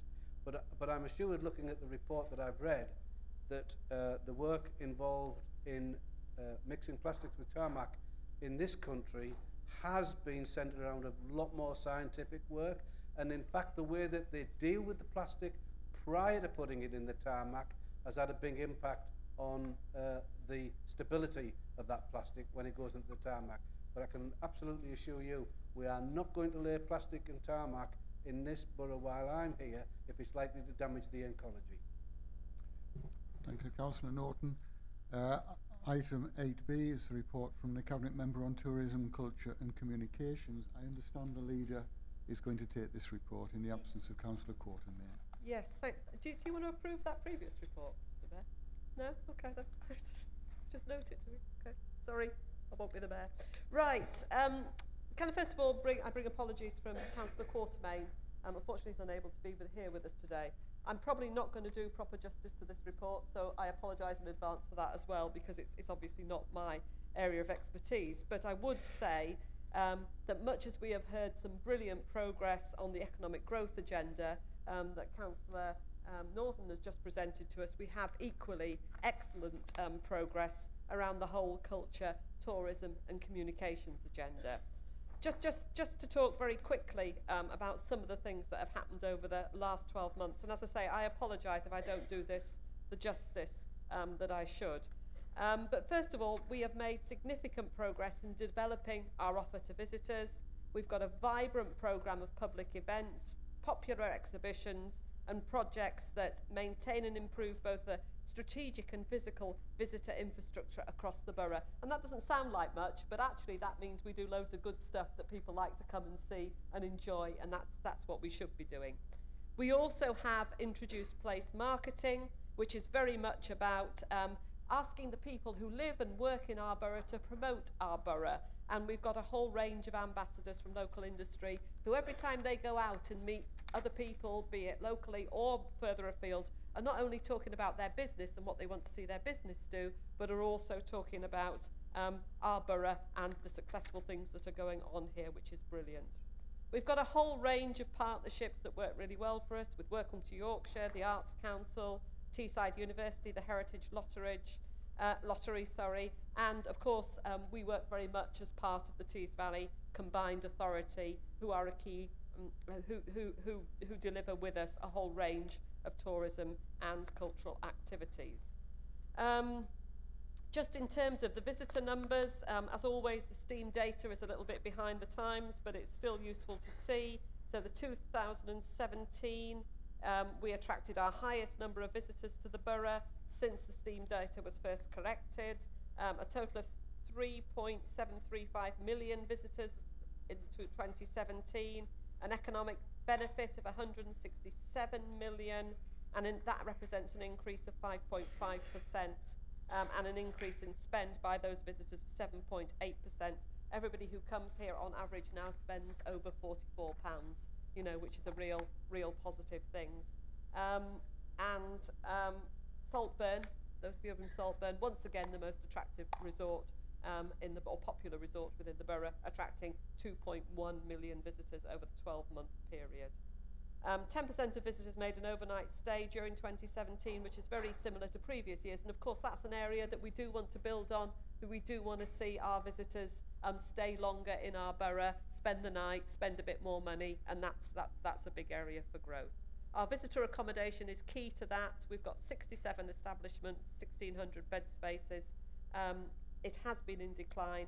We do need to do more to build that up. And I've certainly seen, although I don't know a great deal about this, but I've certainly seen some good press recently. I think there was a new hotel opened just recently in Saltburn, was there, that was covered in the press, just as an example. And of course on the Cotham site, one of the big proposals that we have there is to bring a hotel, and certainly I hope to be able to bring forth some more proposals on that very, very soon. The visitor sector employs a whole stack of people, 2,197 full-time equivalents, an increase of 4.5% on 2016. I think full-time equivalents probably isn't a real reflection of the number of people who work in the tourism industry, because lots and lots of those jobs will be part-time and seasonal. So I'm sure many, many more people in our borough are actually involved in the sector. And one of the things that we need to try and do is drive up terms and conditions for people who work there and ensure that they get the best possible return for their employment in that growing sector. We've got an official dedicated tourism website now, which is great. That was launched in October 2018. And I think the statistics of the traffic on that is being monitored. Events, you can see there's a whole range of events set out. Before anybody says to me, why isn't there an event there, I apologise in advance.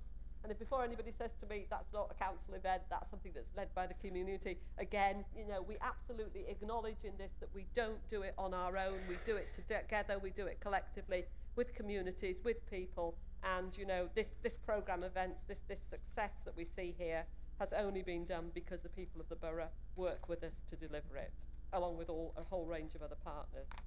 Kirkley, the museum, goes from strength to strength. I was there just at the beginning of last week talking about the Steel Stories project. It's a fabulous venue and continues to be very well visited and supported.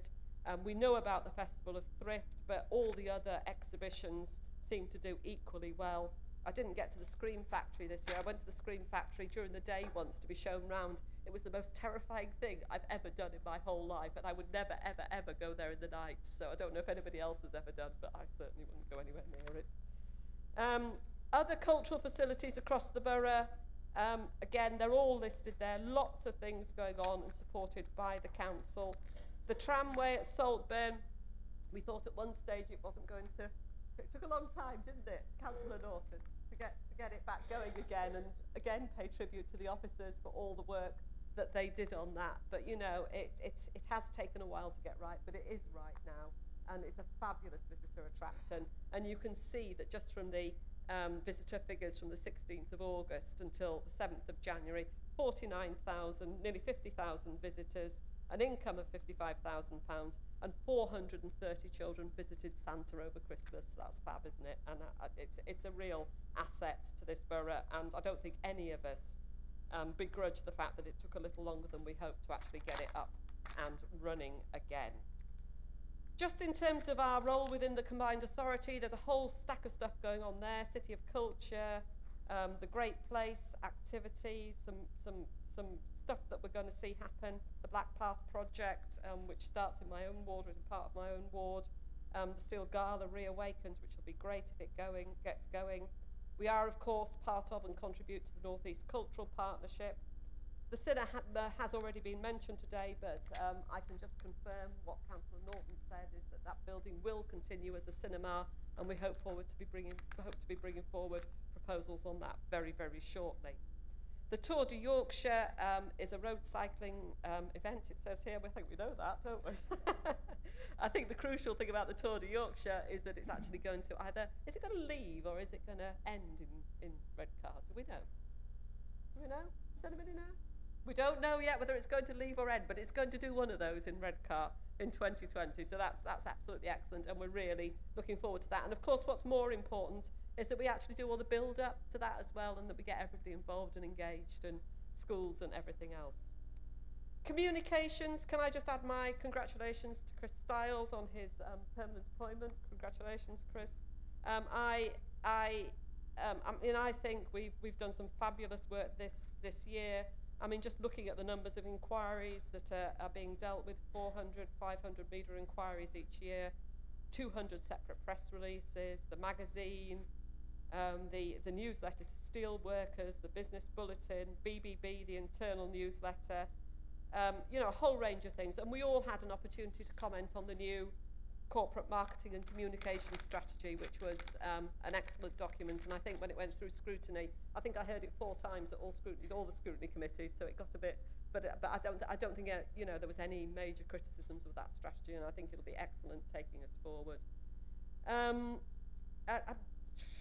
Obviously our reach is extending as a result. I won't go through those figures, but they're there.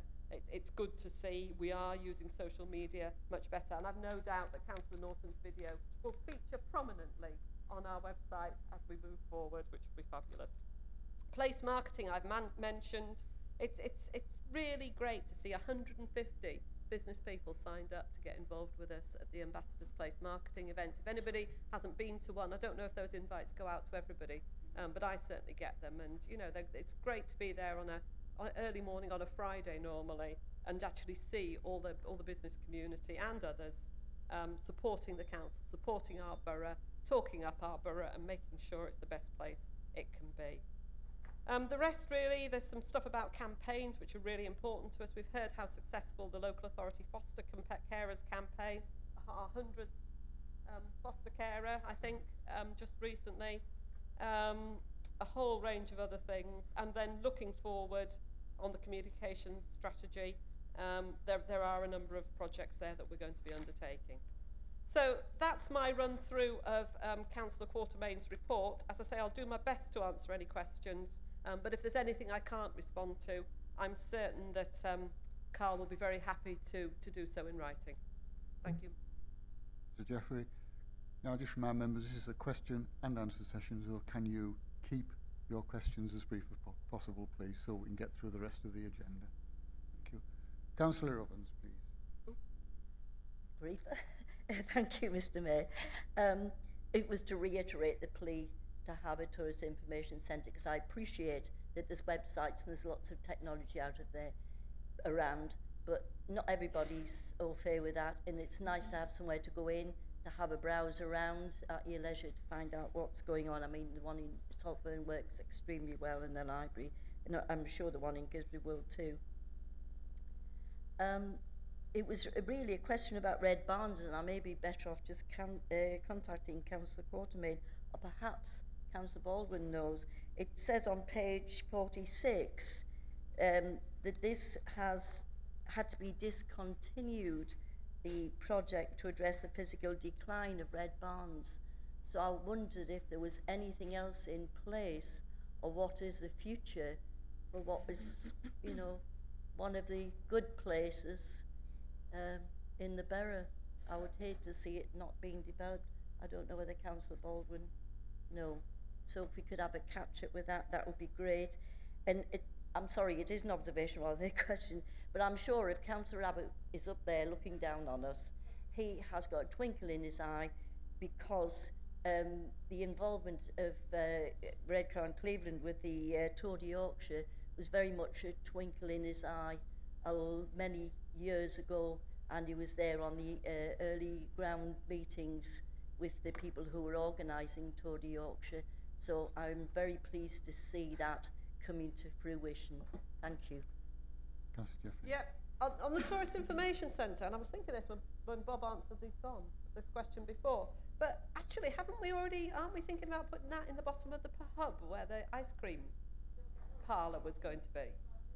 Does anybody know? Yeah, perhaps I'm lying, I don't know. No, okay, but anyway, so certainly we have thought about it. Red Barns, as I understand it, has had some work done on it recently. Somebody's now moved into it, living in it. I did walk past it in the summer and go and put my head in through the window to see what they were up to, and they seem to be doing a pretty good refurbishment job. So I don't think it's certainly not being left to decline. There's somebody living there, as far as I know. Yeah. Thank you. Councillor Ryder, please. Thank you, Mr. Mayor. I'm just like to draw your attention. I realise it wasn't your report, but thank you for producing it. On item 4 on page 26, the table below provides details of events held within the borough. I'm just a bit concerned that on page 36, on the 9th of September for quite a few years now, there's been the Saltburn Historical Hill Climb. I know that the Redcar and Cleveland events team were there, so I know the parish council do support it with a grant, but I assume that the Redcar and Cleveland also support it, and that's not been included in this, and it does attract several thousand visitors to the. I've never missed it once. It's brilliant, and it does attract several thousand visitors to Saltburn every year. I don't know, the folk festival hasn't been included either. Now I'm not 100% sure whether the Borough Council support that. But that's not here either, and the town's absolutely full for the whole weekend of visitors. So it would be perhaps next year be nice to include those. I think I apologise in advance for the fact that this list wasn't complete. It's a selection of events. I mean, I just cannot have too much praise for every single event that goes on right across this borough. I must admit, I've never been to the Saltburn Historical Hill Climb, but I'm prepared to give it a go if it's not too steep. And I've been to the Folk Festival on numerous occasions, and as you say, it's an absolutely fabulous event. I think the other thing that's missing from this, and you know, perhaps that's because it's covered in other bits of the council's activity, is all those events and activities that happen at a very local level in our wards and in our communities. So, you know, the local carnivals, the Christmas do's, the parties, all that sort of stuff that are so great and actually what make our communities what they are. So apologies to anybody who we've missed out, but, you know, thank you to everybody who gets involved in events and does contribute. Thank you. Councillor Walsh. Thank you. I'll just ask the question that actually just requires the word yes, I think, but if I could make the preamble. One of the great tourist attractions, and I think it's within the period covered by this report, which I don't think is mentioned, but was one of the most poignant perhaps for this area, was the fact that some trees had not been seen for many millions of years perhaps, saw the light of day for the first time, and that was of course the Carboniferous forest on Redcar foreshore, which attracted people from around the country to come down and see the petrified forest. And I'll just make the plea that obviously now we realised what an attraction that was for many, many people. And that knowing now that that would occur next time it's exposed, that we actually work with officers to, in a sense, locate those times where it could be exposed, to make sure that we have sufficient people on hand to monitor it and to police it. Because one of the tragedies of last time was that there were people trying to actually hack pieces off. And I think the message should go back that if you really want a piece of carboniferous forest in your front room, get a lump of coal. It's the same thing. But that leads me to perhaps another issue, I think, within the general remit of the tourist reports, and that's the very strong linkage that there is between our tourist work and the statutory documents we have through the planning department. And again, I come back to trees and woods, and one of those, I would argue, is the very, very important need to preserve what ancient woodlands we still have in the borough. We have many of them, actually, surprisingly much more than you think, but many of them are in the very narrow valleys running down to the sea from the hills of East Cleveland. Many of them in valleys too narrow to build on, too narrow to perhaps push roads through, but where those forests and those trees and those woods still survive back to the medieval ages, back to the Middle Ages, and that at the very least we get some very good, robust policies to try and prevent any exploitation of those areas in the future. And as I say, I think it's a very good report, and I would hope that we will send, all of us will send our best wishes to Carl for a speedy recovery and to tell him he is missed. Thank you. Councillor Jeffrey, do you want to... Just to say on the petrified forest, I don't think it was planned, was it? I think there was a storm and it revealed it, so I'm not sure we could do much about that. That sand is a bit of a force of nature. So if anybody's been down to the Majuba Road car park recently, it's about this deep in sand at the moment, or it certainly was, and it's all banked up by the side of the road, so I think the sand comes and goes in ways we can't control. But I do take your point about people taking bits away, which is a bit unhelpful, but anyway. But it's good to know that it's there, which is great. And on protecting our trees, I think as a borough, we're one of the few boroughs that actually has a tree forum, and that tree forum actually does do some really good work to make sure that we are protecting particularly some of the more ancient woodland that we still have in the borough, because it's a hugely important habitat. Thank you. There are another 4 members wishing to speak, and I'll leave it at those 4 members. Councillor Davis. Thank you, Mr. Mayor. Just a quick question, and I'll keep it as brief as I can, but it's when we have events on, it's great when the Borough Council is running it, because they take all the responsibility and all the flack that goes with it. When the community do it, they're then faced with this great events plan that they have to fill in, which does put off a lot of people from doing it. And it's all right, someone saying, well, there's officers there to help them. When you live in East Cleveland and they have to get down to Redcar to go do it, or they don't know what routes to take, you're telling them all the time. It's like a minefield to put on an event, and I think it's for the people that are the bedrock of our communities and the community events. There should be something a lot more simpler and easier for them to do, to put on an event for the area that they live in. Thank you. I couldn't agree more. Before I was leader, when I was backbench councillor, I was involved in putting all sorts of events on in South Bank, and there is nothing that was more frustrating than the process that we needed to go through to deliver that event. I think there's all sorts of regulations that you know, confine the council in terms of what it requires to see from people, and that's about risk and all that sort of stuff. But I've spent the last 4 years saying that that process should be streamlined, and I would really appreciate somebody streamlining it. But it's that balance, isn't it, between what you need to do to keep the public safe and have a successful event, and how you at the same time can still encourage residents and people to get involved in the process, you know, that isn't so onerous that they just basically pack up and go home. So I'm absolutely with you, and if you've got any ideas, very happy to listen to them. Thank you. Councillor Watts, please. Thank you, Mr. Mayor. I would support the comment made by Councillor Walsh on ancient woodlands. I know there's a spot at the top end of the Saltburn Valley Gardens, which are part of ancient woodlands.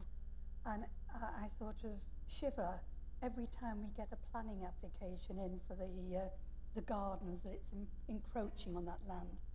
Apart from that, I'd like to congratulate Councillor Porterman on an excellent report. There is a lot of mention of Kirkleatham, but what always gets overshadowed is the little owl centre, Kirkleatham Owl Centre next door. And I think it's deserving of a lot of praise. It's always full of families.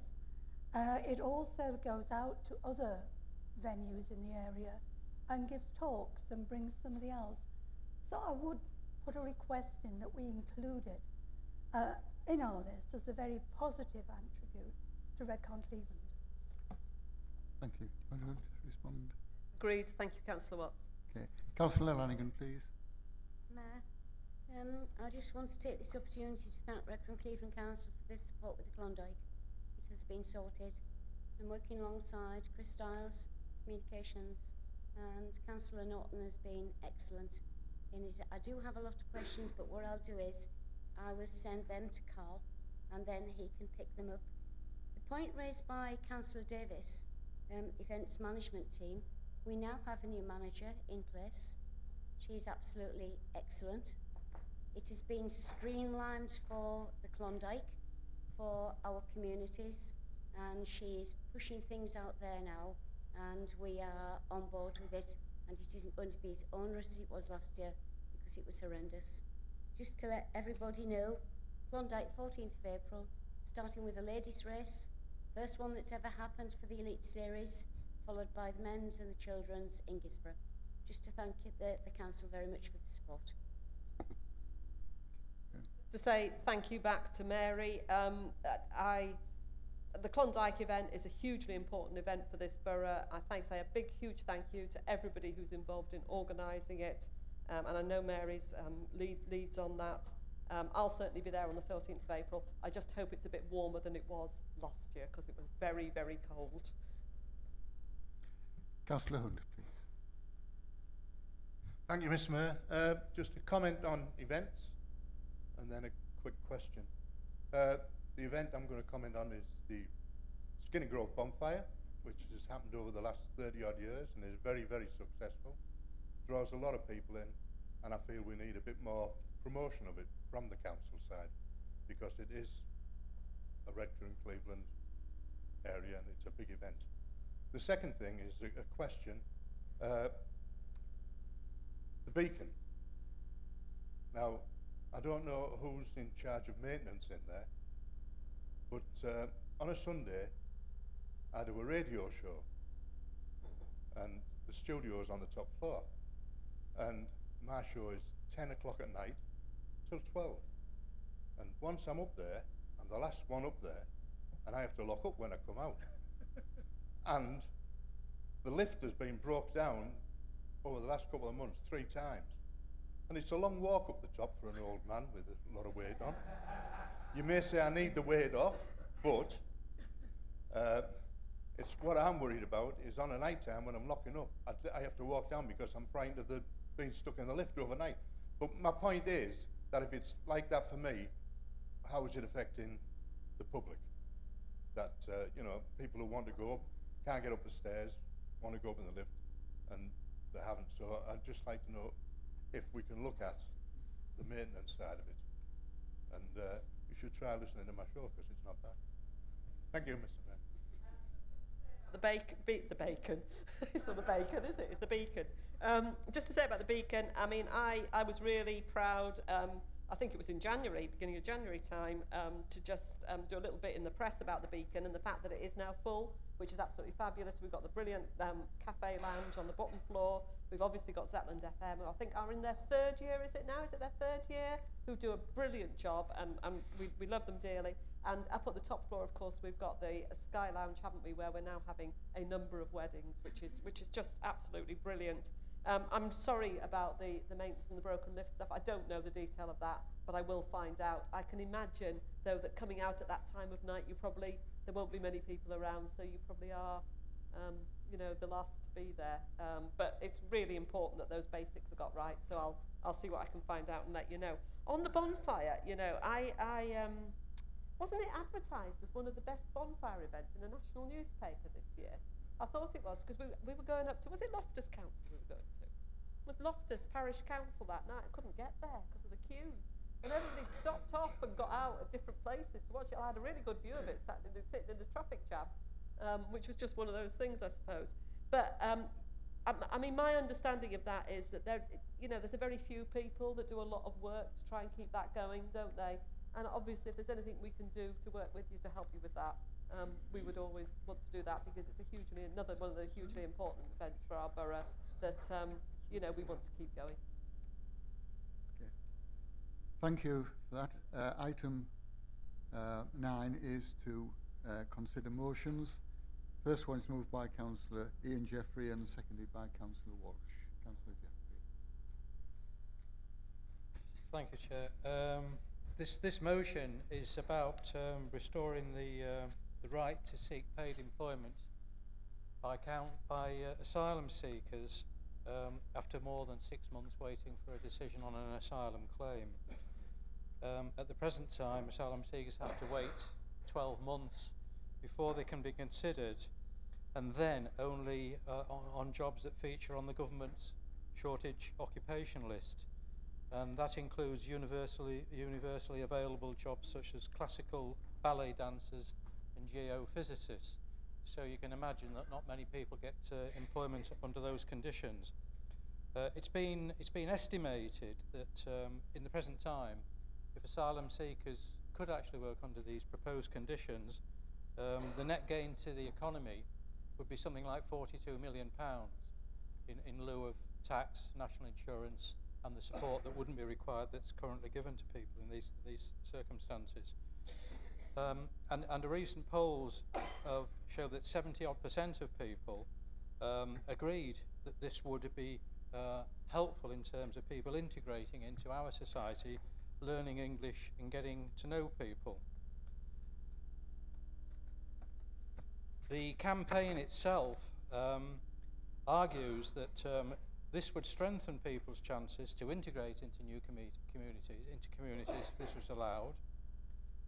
It would allow asylum seekers who are on a very low income to live in some level of dignity along with their families, make the most of their skills and potential to benefit our local wider community, improve the mental health of asylum seekers, many of whom, because of the experiences they've fled from, are already in a position of having poor mental health, and giving people something concrete and positive to do would clearly be helpful under those circumstances. And also, of course, and quite importantly, to help challenge forced labour, exploitation and modern slavery, which sometimes goes on in these sorts of circumstances. You might ask what happens elsewhere in the world. Well, as far as Europe is concerned, there's only the UK that actually imposes the 12 months waiting time before people can actually apply. The next nearest is a block of 9 months where Ireland and France feature. You wait 6 months in the United States, which comes as somewhat of a surprise to me, given some of the comments by the leader of the free world, and also Spain. In Germany, people only have to wait 3 months. In Sweden, it's 1 day. And in Canada, there's no waiting period at all. People can get on, apply, and do a job and support their families. As far as who is the Lift the Ban Coalition, which is alluded to in the motion itself, it comprises of more than 110 organisations across the UK, includes organisations that campaign on behalf of refugees and people seeking asylum, but also trade unions, businesses, faith groups and charities. This right to work principle after 6 months is supported by the CBI, the Confederation of British Industry. My party, the Labour Party, would certainly implement it were it in power. And only last year, Sajid Javid, the Home Secretary, said no plans were in place at present, and I'm quoting, to lift the ban, but he would like to see a review. Well, he's in the best place to actually implement a review, and I think it's motions from council like this pressing him to do that would actually help to bring that about. If I can just quote 2 local examples of how the system seems to be bizarre in the extreme. many of you will be familiar with the former town hall site on Fabian Road in my ward, as it happens, which is now being converted into a housing development. And virtually from the first day, it had a big banner outside saying, bricklayers urgently needed. Across the road from that is the drop-in that operates for asylum seekers and refugees in that neck of the borough. And I was speaking to a young man that was from Afghanistan, and guess what? His occupation was, and guess what he couldn't do as a consequence of where he found himself. And in addition, November of 2017, a Sudanese family fleeing violence in their country actually came to live in my ward. The two parents were university graduates, and they had to sit and twiddle their thumbs for 10 months until they thankfully got a positive decision. The father successfully applied for a position at Edinburgh University to complete his doctorate, and the last I heard of him was that he'd been offered employment as an interpreter translator because he spoke perfect English and clearly also Arabic as well, but he was forbidden from doing it. So the resolution's quite clear. Join the Lift the Ban Coalition, which is campaigning to restore the right to work for everyone waiting for more than 6 months for a decision on their asylum claim, and I move that, Chair. Thank you, Councillor Jeffrey. Councillor Foggo.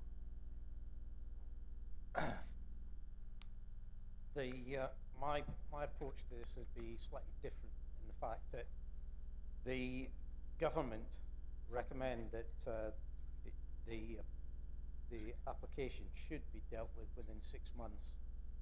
If that is the recommendation, then what we need to do is go to the government and say you need to put more assets to processing these applications, get the applications dealt with within 6 months, and then the successful applicants can be taken into society and join our wonderful country. Those that fail would be deported using to their first country of entry or their home country. I don't see that we need to carry on allowing people to work when they're waiting for asylum. For I cannot support this motion. Okay, I have no one else wishing to speak. Do you want to say something, Councillor Walsh? I was going to second, but I'll come in after Josh, if you like. Okay, Councillor Mason, do you want to come in first? Thank you, Mr. Mayor, and thank you to Councillor Jeffrey and Councillor Walsh for bringing this motion today.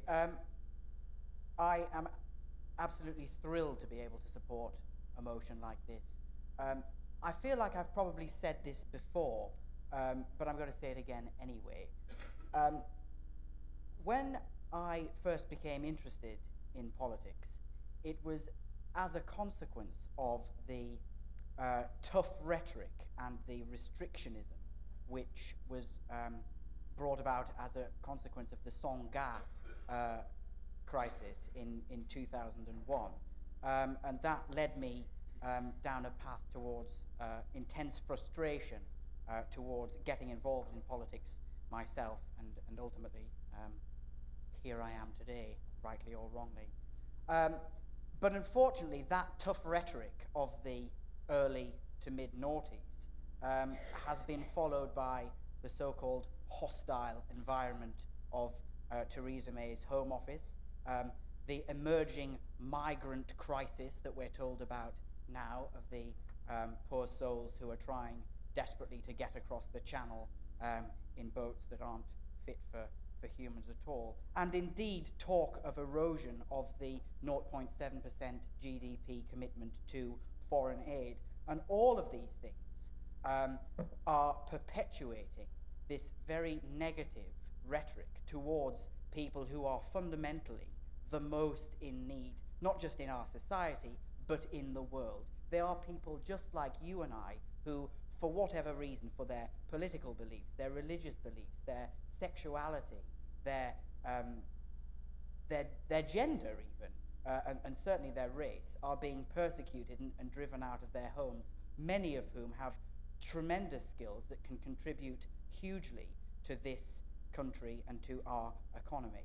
And motions like this are not just important because of the message that they send about challenging that policy, but in terms of starting to erode and change that rhetoric too, and sending a message to government that councils like this are open to asylum seekers and that we are prepared to back motions like this which campaign for real change. So thanks again for bringing this motion.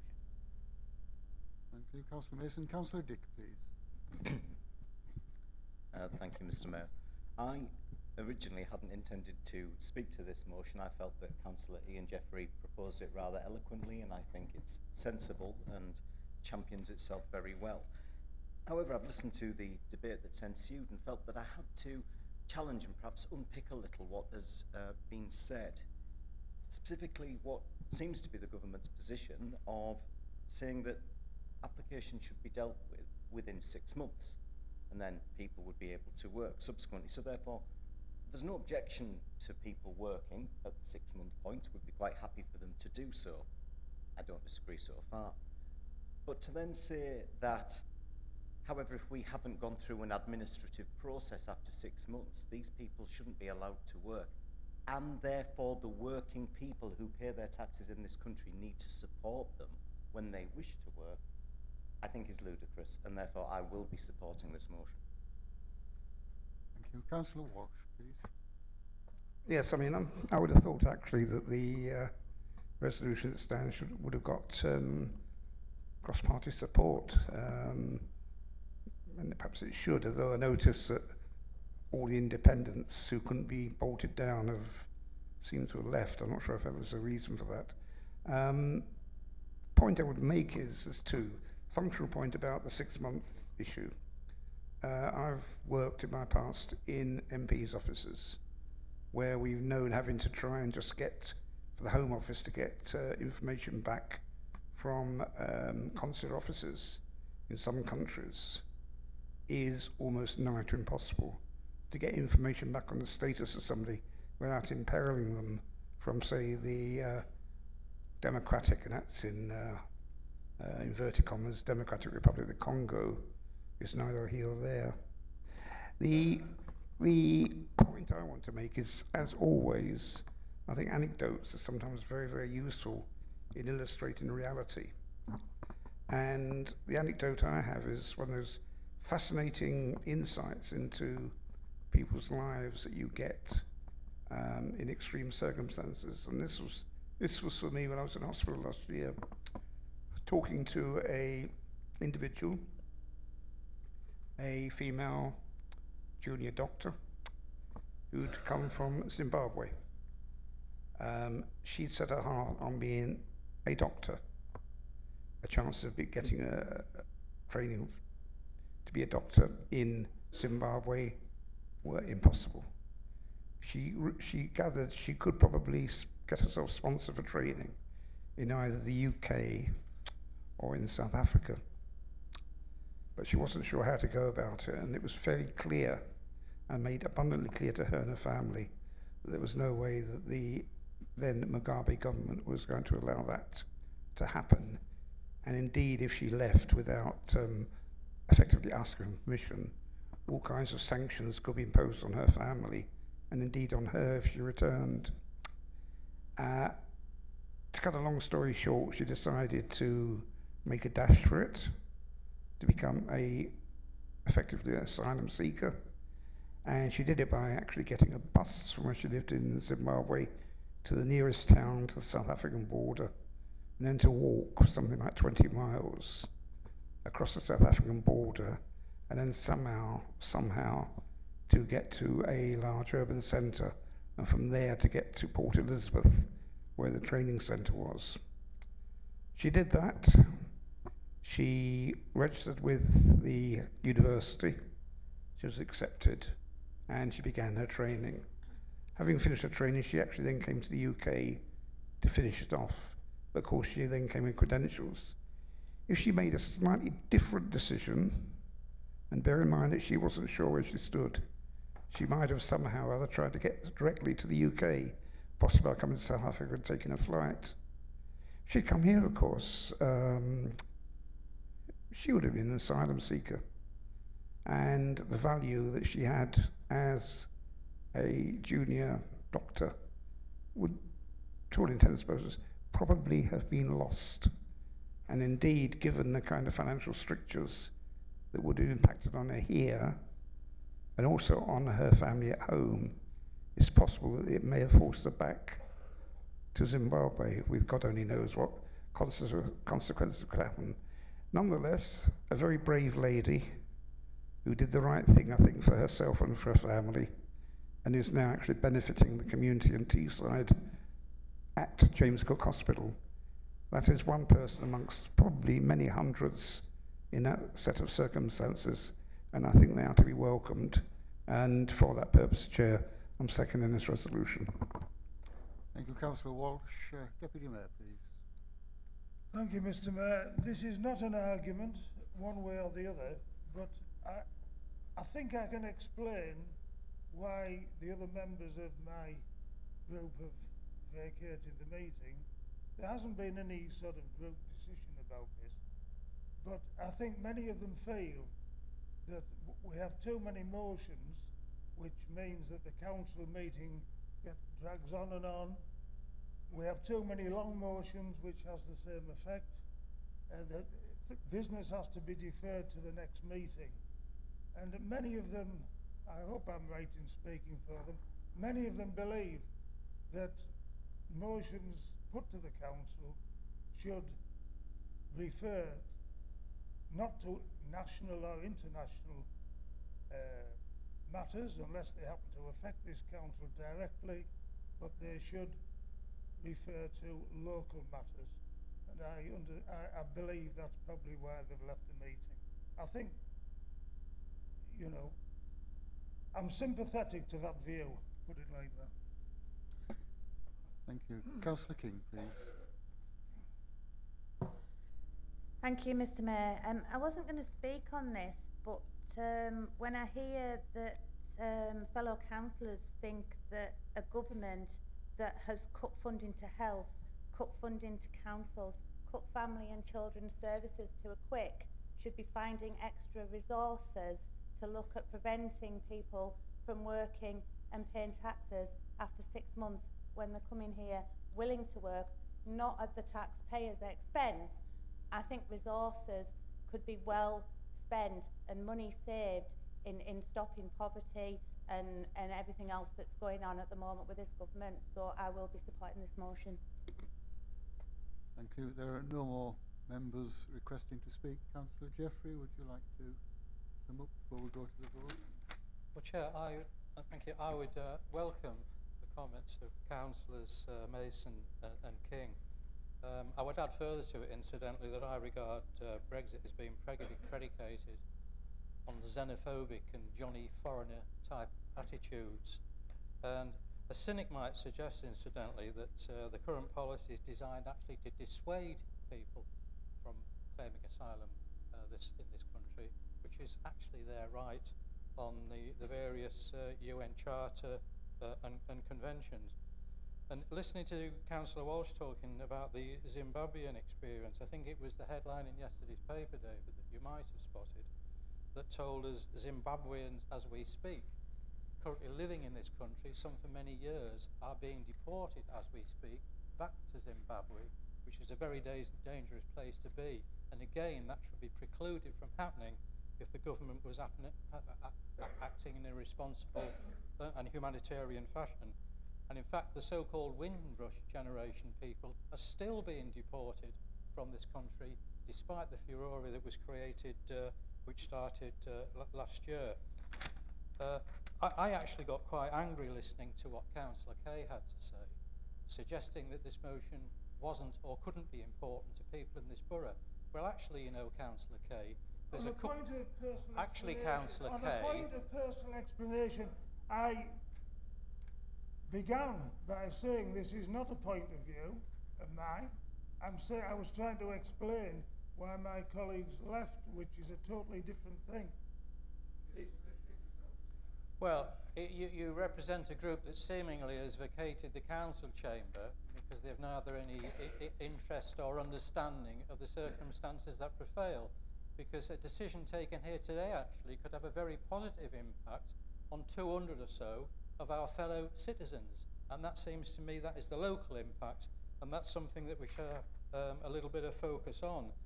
As far as Councillor Foggo is concerned, well, let's put this first country myth where it belongs, in the dustbin of history. United Nations conventions insist that irrespective of the number of countries you pass through, if you then decide to claim asylum, that country has got to give serious consideration to it. You don't have to go back to one of the countries that you first landed in. It just doesn't work like that. And in terms of applications for asylum, I'm aware of cases that have dragged on for 15 years. So you know that it's not a bureaucratic mess in terms of dealing with the first 6 months. It's just a bureaucratic mess in the first instance, and people are suffering as a direct consequence. I move. Thank you. Now put the motion to the vote.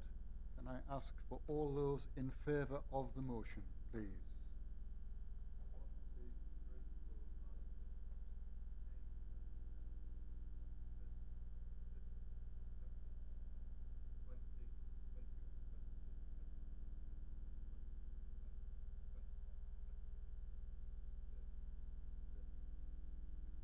Any against?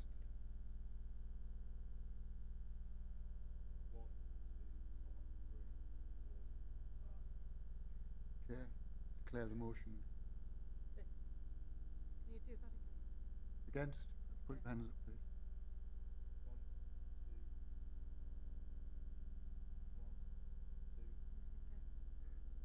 Can those wishing to vote against please raise their hands, please?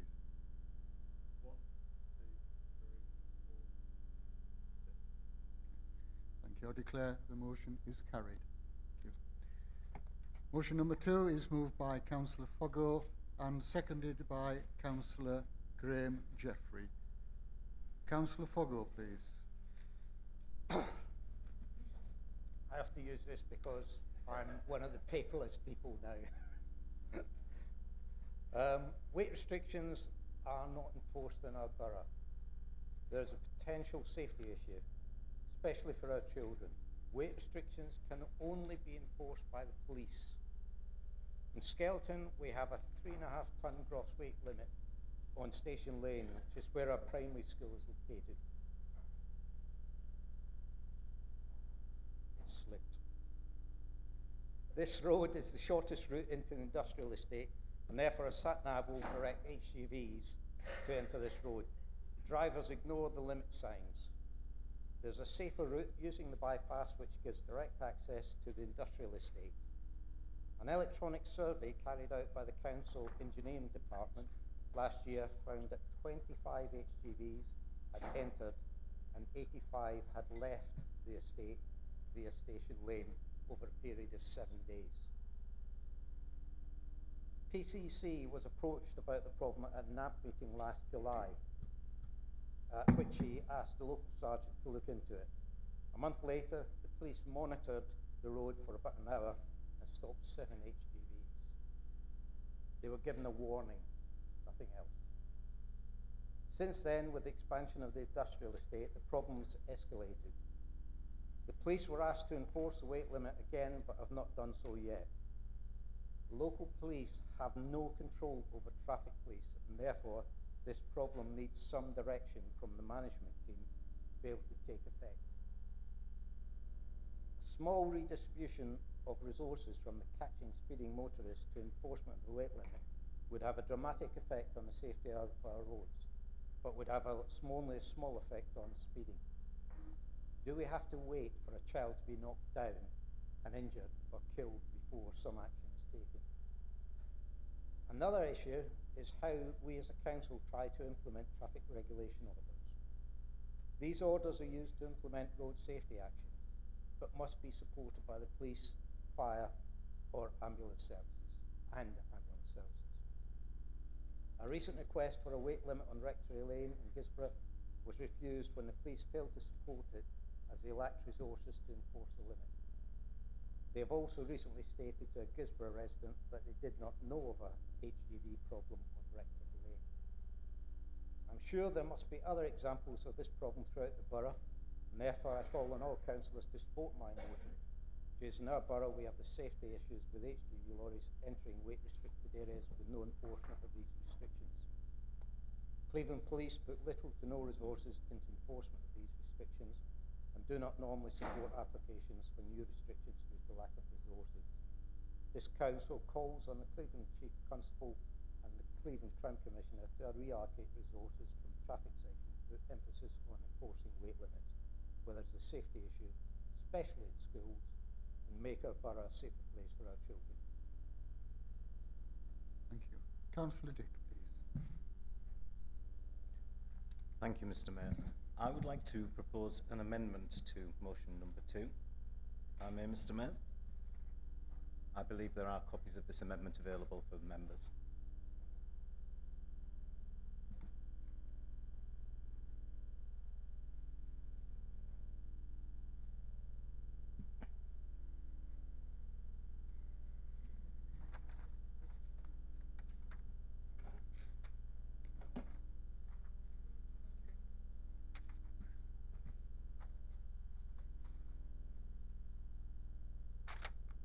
Can I confirm the seconder for the amendment, please?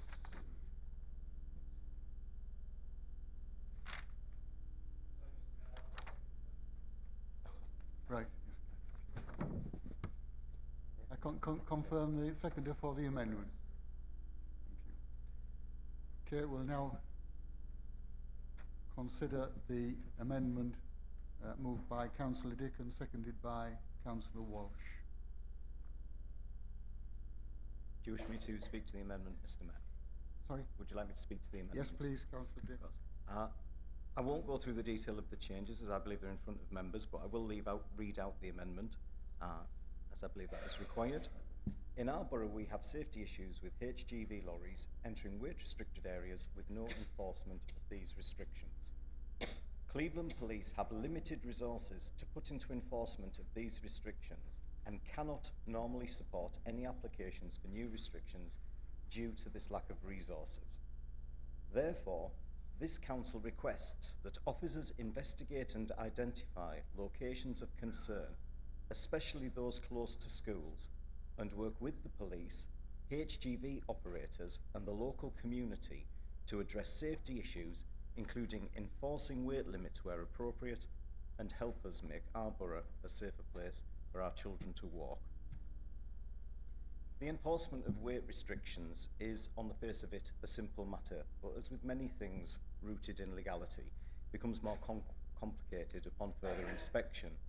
Not all of the weight restrictions in our borough will necessarily have the same legal status and therefore cannot be enforced in exactly the same way. Some may be environmental restrictions, others will be structural restrictions, and these do carry different enforcement regimens. Further, there are a complex set of criteria where, even if a vehicle is a heavy goods vehicle, the restrictions simply do not apply. That is particularly true with environmental restrictions. Therefore, I feel that as an authority for us to say to the Chief Constable, we want you to look at all weight restricted areas, is perhaps unhelpful for him as it would be to achieve our aim. It's not that we don't want to make our borough safer, we need to make sure we're giving him good information that we can then make sure is acted upon. And that is why the changes were made, particularly in the second paragraph, and I hope that this council would support them because they will give us the goal of making our borough a safer place. Thank you. Yeah. Okay. We're now going to debate the amendment. So, Councillor Jeffrey, are you wanting to speak to the amendment? Thank you, Mr. Mayor. I can't support this. Unfortunately, I've been dealing with the police over the last 3 years on Redcar Lane. They haven't got a weight restriction on it. It's an advisory route for heavy goods vehicles. But the last 6 months, I've been told by the police they have the resources to deal with this. So they've got the resources. They've said that. So I can't support this. Sorry. Councillor Foggo, is this? Sorry, Councillor Foggo.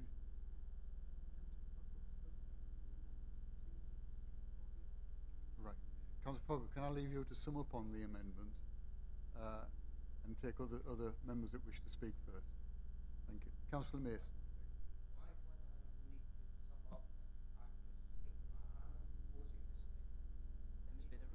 That's the rules of debate. The rules of debate, Councillor Foggo. Councillor Mason. Thank you. I'm a little bit confused that Councillor Jeffrey says that he can't support this amendment on the basis that Cleveland Police has the resources already, but the original amendment actually calls on a redistribution of resources. So I find that a little bit confusing. That apart, I was actually going to suggest an amendment of my own to this motion, but I think this amendment is better. So I will be supporting the amendment. Councillor Sue Jeffrey. Yeah, just speaking to the amendment, Chair, this isn't about trying to change the sense of the motion or anything like that. It's just about trying to say that if we're going to deliver this, we deliver it best in partnership. So it's about saying that rather than just saying to the police, you must, we actually sit down with them and recognise the limitations on their budgets and say, you know, them HGV operators, because they're just as important as well. You can put as many weight limits in as you like, but if the HGV officers and the sat-navs are going to ignore it, you're not going to get anywhere. And of course the community who are affected by this. So it's just a sensible amendment so that all the onus isn't just on one party, but it accepts that we're doing it in partnership as we do most other things. Councillor Walsh, please. Thank you. I mean, yes, I mean, all we're trying to do here is, I think, bring the resolution into a form where it can actually be actioned. The reality is, at the moment, I don't think we can be seen or would want to be seen to be given orders to the police, particularly after the police have ended up with the lowest level of increase of any police force in England and Wales. Beggars belief that we would then want to order them as to how they distribute their funding. And I think bear in mind that all we wanted is one very large murder case, and effectively you've lost a lot of your funding for not just traffic matters but also criminal matters. The reality is that this is a age-old problem. It's not just a problem in Skelton, where it's been a problem from the industrial estate for a long time. It's a problem certainly in large parts of Nunthorpe. It's a problem also in Rectory Lane, in Saltburn, and I understand it's also a problem in some parts of Heston as well, with traffic effectively being driven by sat-navs rather than by human beings behind the wheel. The engineers will tell you that if you actually look at the existing nature of HGV traffic, the degree of policing that's going to be needed is now becoming disproportionate to the results you're going to get, because now so many large retail firms are now hiring HGVs to do shopping drops. And if they do shopping drops, they are not to industrial estate, they're to number 7 Laburnum Drive. Other firms are hiring HGVs to do specific drops to houses, resident houses, for furniture and electrical goods. The police have got to know where HGV is coming from, where it's going to, before they can then take action on the route. I think the far easier way is, as the amendment describes, is to try and deal with it on a partnership basis with everybody involved.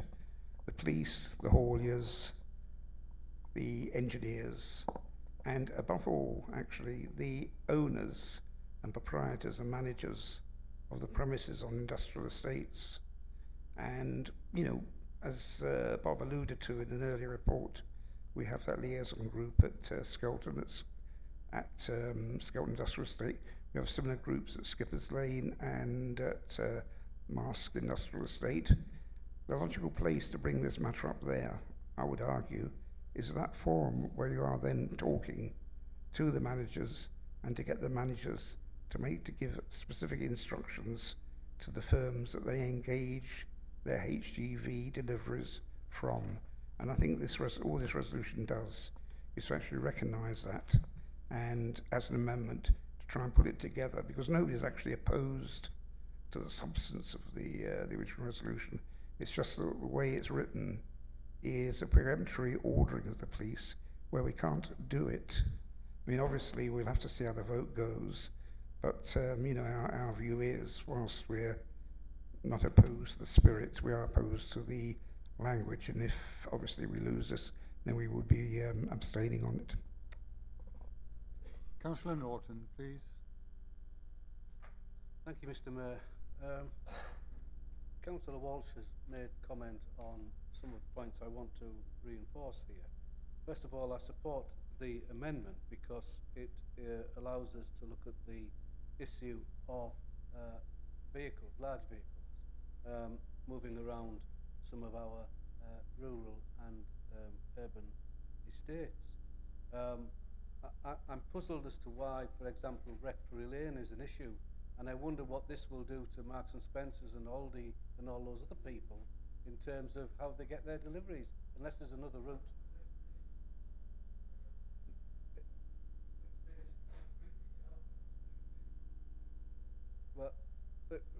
Well, I'm happy to take that explanation, or rather the person who moves the amendment might.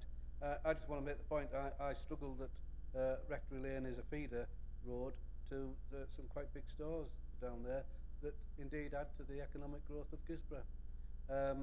But I can make the point that at the next liaison group for the Skelton Industrial Estate, I will urge those who attend to ask their delivery drivers to avoid coming through the township of Skelton and use the bypass. But I'm not quite sure how you can really limit 38-ton trucks moving around when, you know, they're passing my house every day delivering bricks up to a new development. If I got excited about that, we'd never get the houses built. And in relation to road safety, can I say, Mr. Mayor, that, you know, this borough's invested in a mobile CCTV car which sets about to improve road safety around schools and around bus stops, where the effect of them finding offenders is all but instant. And this is a first-class tool in making our schools particularly that much safer. So I do support the motion. I will raise it with the Skelton Industrial Liaison Group. Mr. Mayor, thank you. Councillor Foggo, can you ring you in now, please?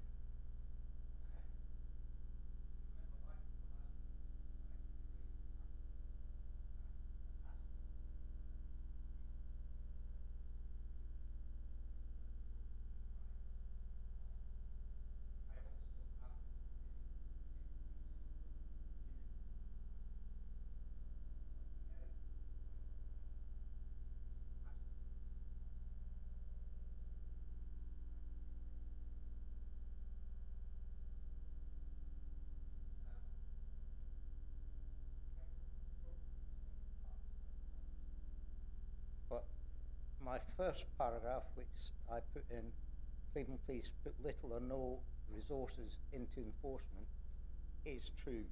And I personally think that it's a management directive that needs to come down to the traffic section to actually get them to enforce the weight limits. It is not just something that we want to reallocate extra resources. It's the management team need to direct the traffic police to go and enforce these limits at the safety issues, which is the schools areas.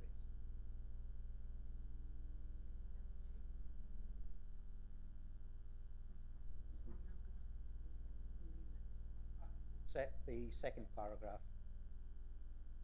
No.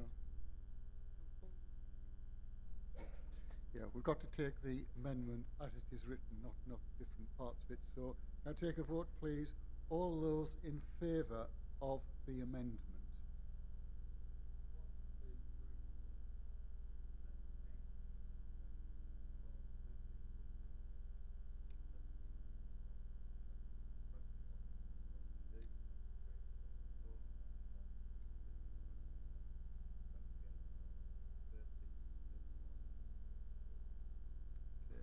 All those against, please.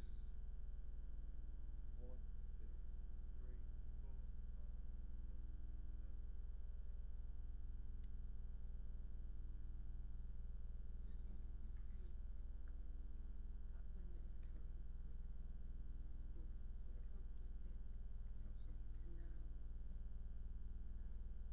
Yeah.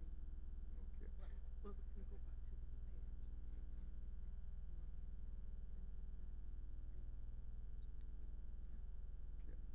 The amendment is approved, so the amendment now becomes a substantive motion. Does anyone wish to speak on the substantive motion?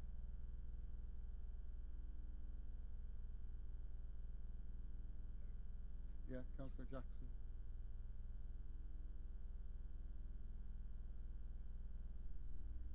Move the substantive motion, Chair.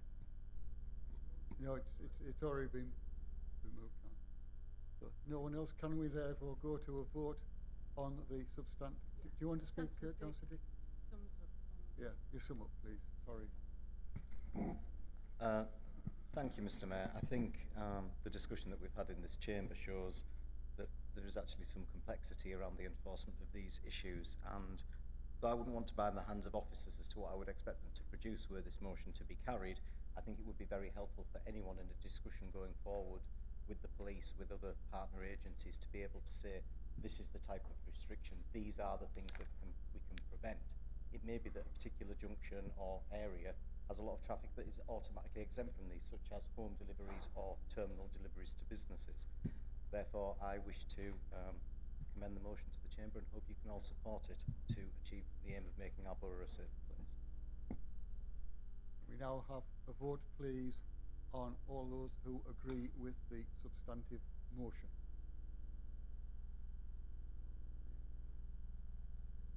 Right, that's carried. Okay, thank you very much. Motion 3, moved by Councillor Thompson. Can I confirm that Councillor Griffiths is going to second it, please?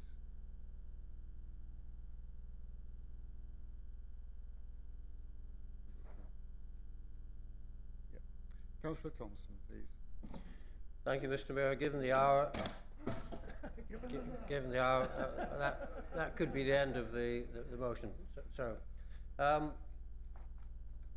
won't be the first time today that I've been taken out. Okay, right. This motion is a request to consider the situation in Saltburn, in particular with relation to car parking and car parking capacity. It's been raised earlier today that we don't actually, as a borough, have a car parking policy. And that is correct, because it was 4 years since a car parking policy was submitted to this authority, and having been so, it was then withdrawn within 24 hours. So it's very difficult to actually seek some guidance.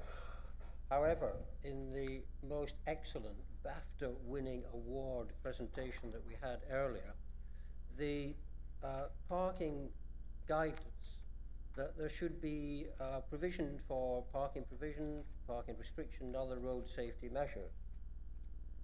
These are part of a matrix. Now, 4 years ago, the Saltburn Ward decided that it would be really helpful to engage with officers of the authority to look at how we were going to develop Saltburn from an economic growth point of view.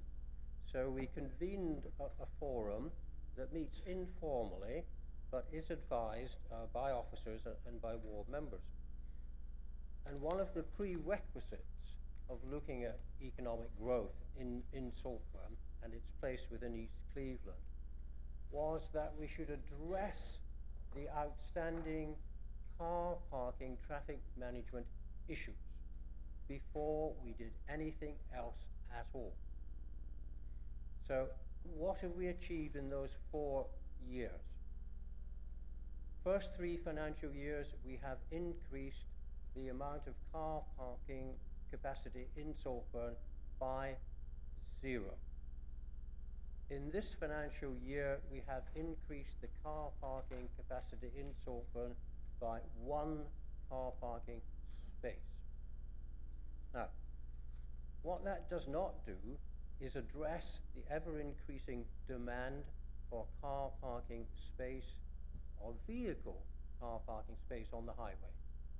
So we have coaches, we've got motorhomes, we've got ever-increasing in size vehicles. We've got Victorian homes being converted into places of multiple occupancy. For each of those flats that's created, which doesn't need planning permission because it's in a town centre, 1 car will appear, or possibly 2 cars. So where one residence had 1 or 2 cars, we now have a residence with possibly 8 to 10 cars. We have buses that come and take up 7 or 8 spaces in the town because they don't have anywhere to go, although we know they do. We have motorhomes that come to the town and remain forever, and we know that we can find alternative places for them to reside. We have commuters who come to Saltburn from East Cleveland who park right on the station, taking up space that could be and possibly should be reserved for those people who are coming to shop to support the local economy. We have new house building in the town or immediately outside the town, which our planners have supported. We have then been advised that people will walk 1.7 kilometres to the centre of the town, when in fact we know they won't. So there is an ever-increasing demand on a finite space off the highway to park vehicles. And in that time, planning permission has been given for new house build, planning has been given for new commercial premises. On the foreshore, we've had quite significant development that has brought more people to Saltburn. We welcome people to Saltburn, irrespective of where they come from. And some of them come on a particularly Sunday afternoon, and they are really welcome. So, we're advised that 2.1 million people every year come to Saltburn. Well, that's good. We don't know actually how many come by train, or how many come by car, or how many walk. Not many people walk. So there clearly is a need for us to evaluate what we're going to do about using the finite space. And if we can only produce 1 car park after 4 years of discussion, that's pretty pathetic. So we have a whole raft of measures that have been paraded before and engaged with officers. We've had site meetings, we've had meeting after meeting with portfolio holders, a whole raft of officers over 4 years, none of whom probably are left with the authority. What does that tell us? So if we look at the East Cleveland Growth Plan, we are advised that we are going to improve our visitor experience in Saltburn. There will be car parking improvements on Marine Parade. There will be car parking improvements at the Catnab. There will be car parking improvements at the pumping station. There will be work done to support the Skelton Beck and the Skelton Gill erosion, and we'll have better capacity provided at the car parks. And in order to do that, we're going to bid for £1.7 million to the Tees Valley. So that's really good news, isn't it? So we're going to be putting investment into Saltburn to create extra capacity. But when I ring up and say, where are we with our bid? Well, actually, we haven't got a bid. And, well, what about all the engagement we've been having over the last 3 years? Well, that hasn't manifested itself into a bid. So this is just a paper figure. Disappointment. So I ring up Tees Valley and say, how many bids have you received from Redcar and Cleveland for infrastructure to increase car parking capacity in the town? None. So, my request is that we redouble our efforts to provide sufficient funding to deliver the objects that we have agreed to in March last year to address this. So the residents of Saltburn have said that they have concerns about where they can park their cars. And more people are coming to live in Saltburn. We had a TRO recently, and that asked about taking up double yellow lines, putting more down in strategic positions, and also having limited waiting. Now, I have to say I'm really pleased that as a result of the success of the suggestion that we take up some double yellow lines, we've actually created 23 more car parking spaces in Saltburn at a stroke. So that's really wonderful. However, none of the limited waiting was approved, and it might just be that that's possibly because we had 3 different versions put into the public domain as to what was going to be proposed. Our website still shows us demonstrating 7 days limited waiting when it was only 6. So as a resident, am I not already confused? And in our library, we display the schedule that again shows more limited waiting than was proposed. So when 187 residents say that's not what we want, is that a surprise? But we are where we are. Now, we've already talked about commuters coming in from East Cleveland and not finding anywhere to park other than next to the station. They go on holiday for a week, they leave the car there. Can I ask you to sum up, please, Councillor So, Thompson? I would like just to quickly say about TransPennine, Mayor. We're going to get TransPennine coming to Saltburn. Isn't that wonderful? So we're going to get more people coming into the town as tourists. Absolutely wonderful. But then we're going to get people from the town and from East Cleveland wanting to go to Manchester, wanting to go to Darlington on the TransPennine. Where are they going to park? So I have identified 250 car parking spaces in excess of the 23 through the yellow lines. You're going to see yellow pages. The one that we've achieved so far. I really want, on behalf of the residents of Saltburn and the tourists who are going to come in the millions, to find the money to spend on the proposals that we've already agreed we're going to do, and to do those sooner rather than later. And the target I've asked for is for Easter 2020. So that's what my motion requests. Before I call any members in, as the meeting is about to exceed 3 hours in length, can I remind members that the meeting will automatically adjourn at 5 p.m. unless this council decides to set aside Standing Orders number 9. Does anyone wish to propose that the meeting continues after 5 o'clock? And if so, for how long should we continue? I will move an extension to the end of this motion. Is that seconded? Do we have to have a specific time? Yeah, we need a specific time, Councillor Mason, sorry. 20 past 5, okay. That's seconded. Okay, we go on till 20 past 5 and then we finish. Okay. Thank you. Councillor Hannaway, please.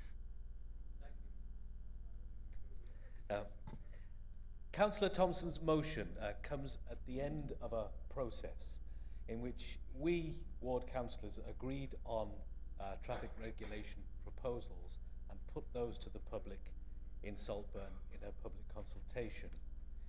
One element of that consultation was the waiting time restrictions, and 90% of those who responded to the consultation voted against having waiting time restrictions. So we listened to them and we removed those restrictions from the proposals. But there certainly is a consensus between we ward councillors and in the consultation and in the town in general that we need more car parking spaces in our increasingly busy and popular town. So we believe the intention of your motion, Councillor Thompson, is one that this administration can agree with. Councillor Hannaway, can I just interrupt? Are you proposing what you're saying as an amendment? Yes, Are you proposing the amendment as yes. part of what you're saying? Yes, I was getting to that, Mr. Mayor. Okay. Yes. However, the next word is however. Can I have it seconded, please? Ah. Okay, thank you. Sorry, Councillor Hannaway, please carry on. Thank you, Mr. Mayor. However, we don't think that the language of the motion at the moment fully reflects the situation that we're now in. And firstly, we think it should mention that there is now funding available because this administration is currently investing £1 million in Saltburn in the Town Centre Revival Fund. So that should be included in the motion, we believe. Secondly, we think the motion should include the fact that the decision makers in this process of what the money will be spent on are actually you, Councillor Thompson, myself and Councillor Smith, with the permission and the encouragement indeed of our much lauded Cabinet member, Councillor Bob Norton. And given that we have a lot of agency in this and that the money so far has only been, roughly half of it's been committed to projects, that we can make the decisions about how that money is spent, and therefore the motion should say that. Because in a sense, when you're asking for efforts to be redoubled, you are asking yourself to redouble efforts. And finally, we also think that the Easter deadline shouldn't be in the motion, the Easter 2020 deadline. I also would like the work to be completed in just over a year, but there are potentially valid reasons why it might take a bit longer. You mentioned officers leaving the council. Obviously, if an officer who is central to the work leaves during the process and somebody else picks up the work, that might make a delay. There are some potentially valid reasons why it might be delayed, but I do accept what you say about the process being very slow and that communication between officers, between our meetings, could have been better in some cases. The second reason why we'd like the Easter 2020 deadline to be removed is we think it potentially sets a bad precedent, given that every councillor here will have work that they wish to be completed in their ward. And we fear that it could lead to further motions where councillors attach dates, end dates, to the work they feel needs to be done, and that if that were to happen, it would make the operational life of the council very difficult. So, for those reasons, I'd like to propose an amendment. And it's important to pick up the right piece of paper. We would like to remove the words "it is requested that" and replace them with "as part of the area growth plans," and then instead of saying redoubled its efforts to ensure sufficient, we would like to say Redcar and Cleveland Council has allocated £1 million of capital funding for the Saltburn Town Centre Revival Fund. And to include the point I made about our own agency in these decisions, we would like it to say that it is proposed that as agreed with the Saltburn Ward councillors. And we'd also like to remove the Easter 2020 date, so that the motion will now read, as part of the area growth plans, Redcar and Cleveland Council has allocated £1 million of capital funding for the Saltburn Town Centre Revival Fund.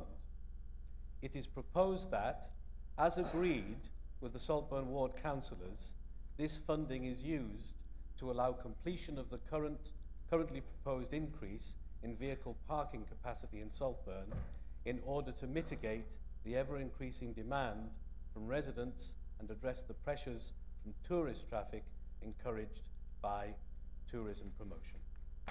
I move. Councillor Hannaway. Councillor Harding, you speaking to the amendment? Okay, thank you. Yeah, I wasn't actually going to speak about this at all, and having listened to what Councillor Thompson's had to say, although I don't live in Saltburn, I've got family and friends that do. It's a request of my own, really, that when we're considering meeting tourist demand, that we seem to be focusing on vehicles. Previously, I've lived in other areas of the UK, and one of them was Brighton, a little bit more popular from Saltburn, but there's time yet.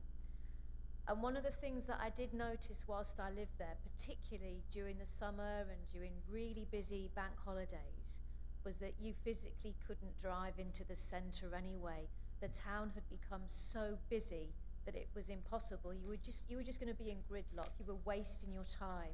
You were adding to the destruction of the environment, and then you couldn't get a car parking place anyway. So one of the things that I wanted to request, and I don't know a great deal about the parking proposals, but I do know that when we've gone to see family and friends on Wilton Bank, that we walk, because it's gridlocked. You cannot move. I've lost count of the times when my mother has said, just stay away from Saltburn or get the train. Get the train. Now, isn't that a good idea? Because when you go to places like Brighton, you might go to Brighton, you might go to London, you might even go to northern Italy, a place called Lido de Jesolo. There's bikes everywhere. So you get off the train or you get off the bus, you pay money, you get on the bike, and you cycle to the beach. What a good idea. Now, I know we haven't considered this in proposal, but it's an idea, isn't it? And that's just something that I wanted to move to everybody today. We're looking at vehicles. Why don't we think of other things? We're a council that are trying to encourage people to be healthy. You know, maybe that's a good thing.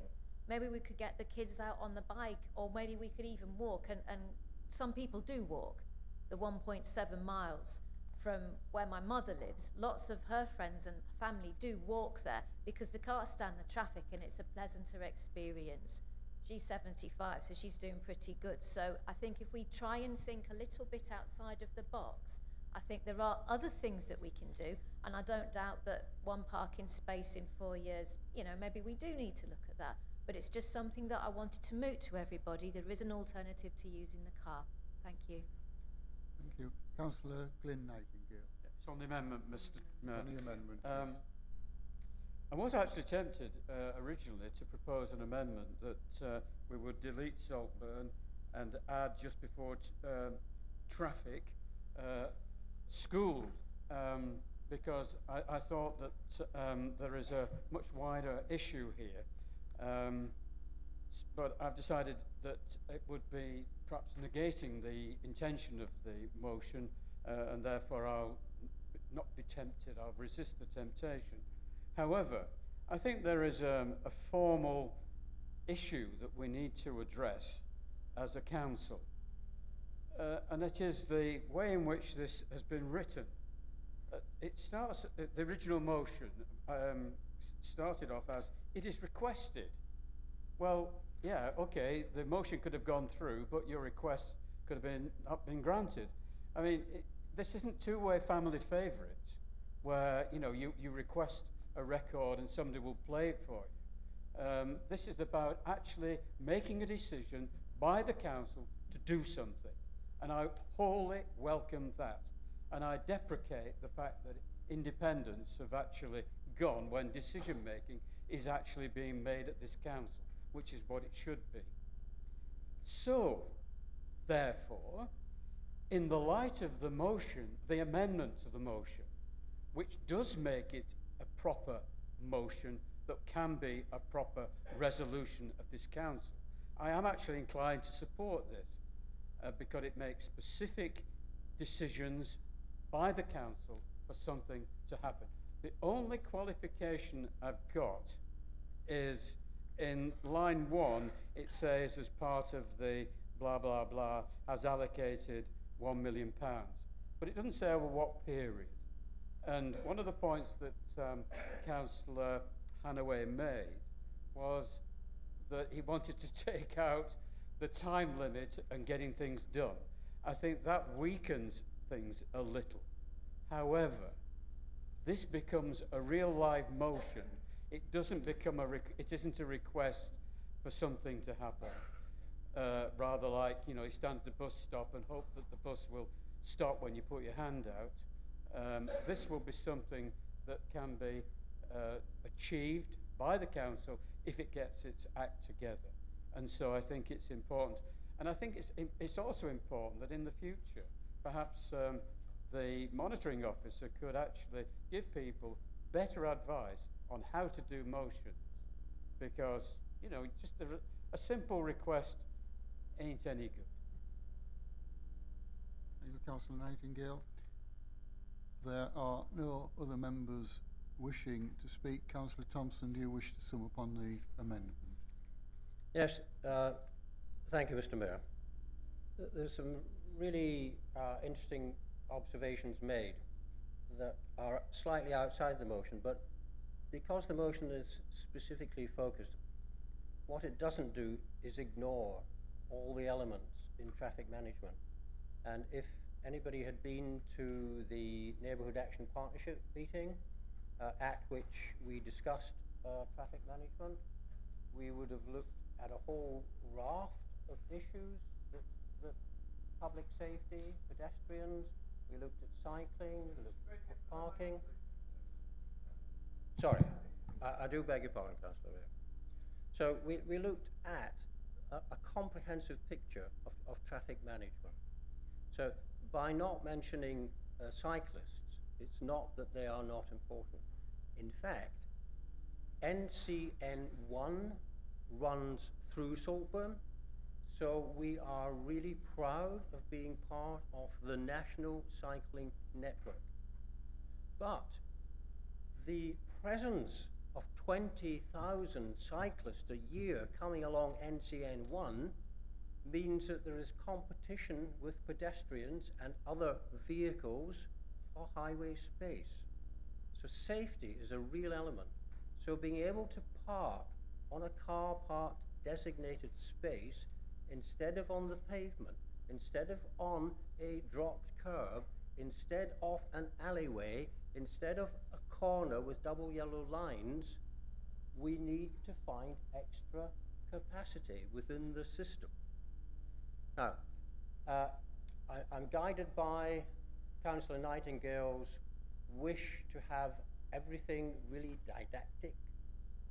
So it may be of interest to know that the motion was passed by the monitoring officer for approval. So we have followed a protocol.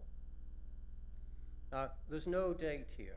The reason I put a date in is to try and encourage us collectively to seek to achieve. We've spent 4 years not achieving. We say we've allocated funds. When a highways engineer goes up to do a drawing of a junction or a route, I can't spend my time doing this. I haven't got any money in my budget. So we're in a catch-22 position. Now, I don't think we're setting any precedents, because anybody can bring a motion and nobody's going to stand up and say, well, we voted this way last time because of the structure of the motion that predetermines how we're going to vote this time. I don't think that's a reasonable argument.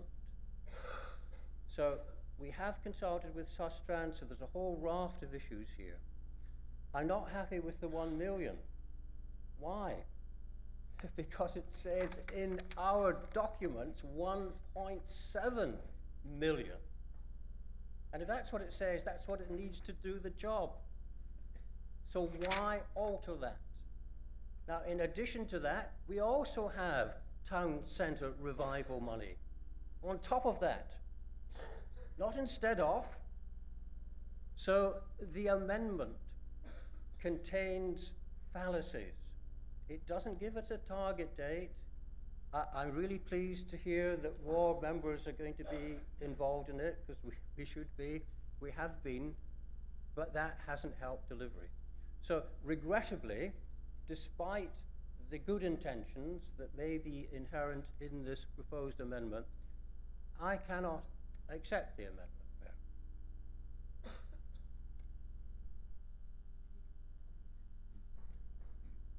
Right, no more members wishing to speak, so we'll take a vote on the amendment. Everyone in favour of the amendment, please.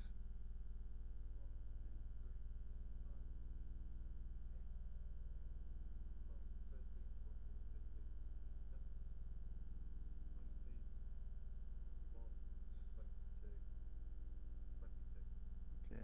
Those against, please. 1, 2, 3, 4, 5, 6, 7, 8, 9, 10, 11, 12. Okay. So the amendment is carried and becomes the substantive motion. Anyone wish to speak on the substantive motion? Not. Councillor Hannaway, would you like to sum up? Thank you. Sorry. I'd like to move a further amendment. Yeah, well, it'll do 5 minutes. It's just to replace the timescale of spring 2020. Is that seconded? Mr. A second of.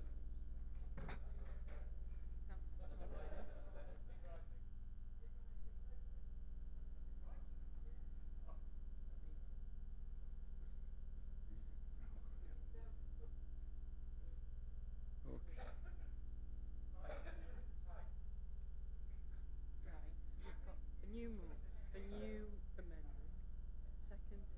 Does anybody want to speak on the new amendment? Right. There is a new amendment proposed. We just need the exact wording of the amendment. Seconded. Could we have the exact wording, please, Councillor Nightingale?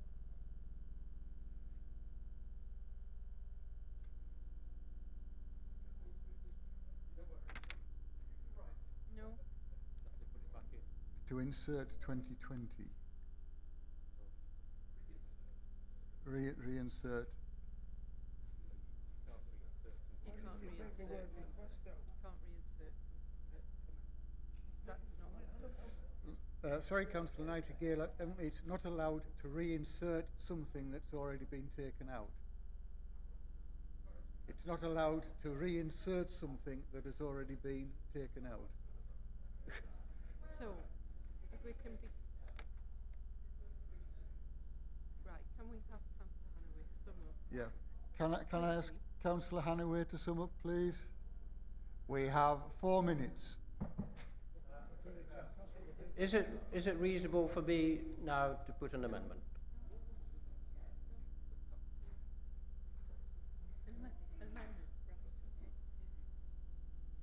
To insert Whitsun 2020. It's the same thing. We're not allowed to insert. Well, taking advice.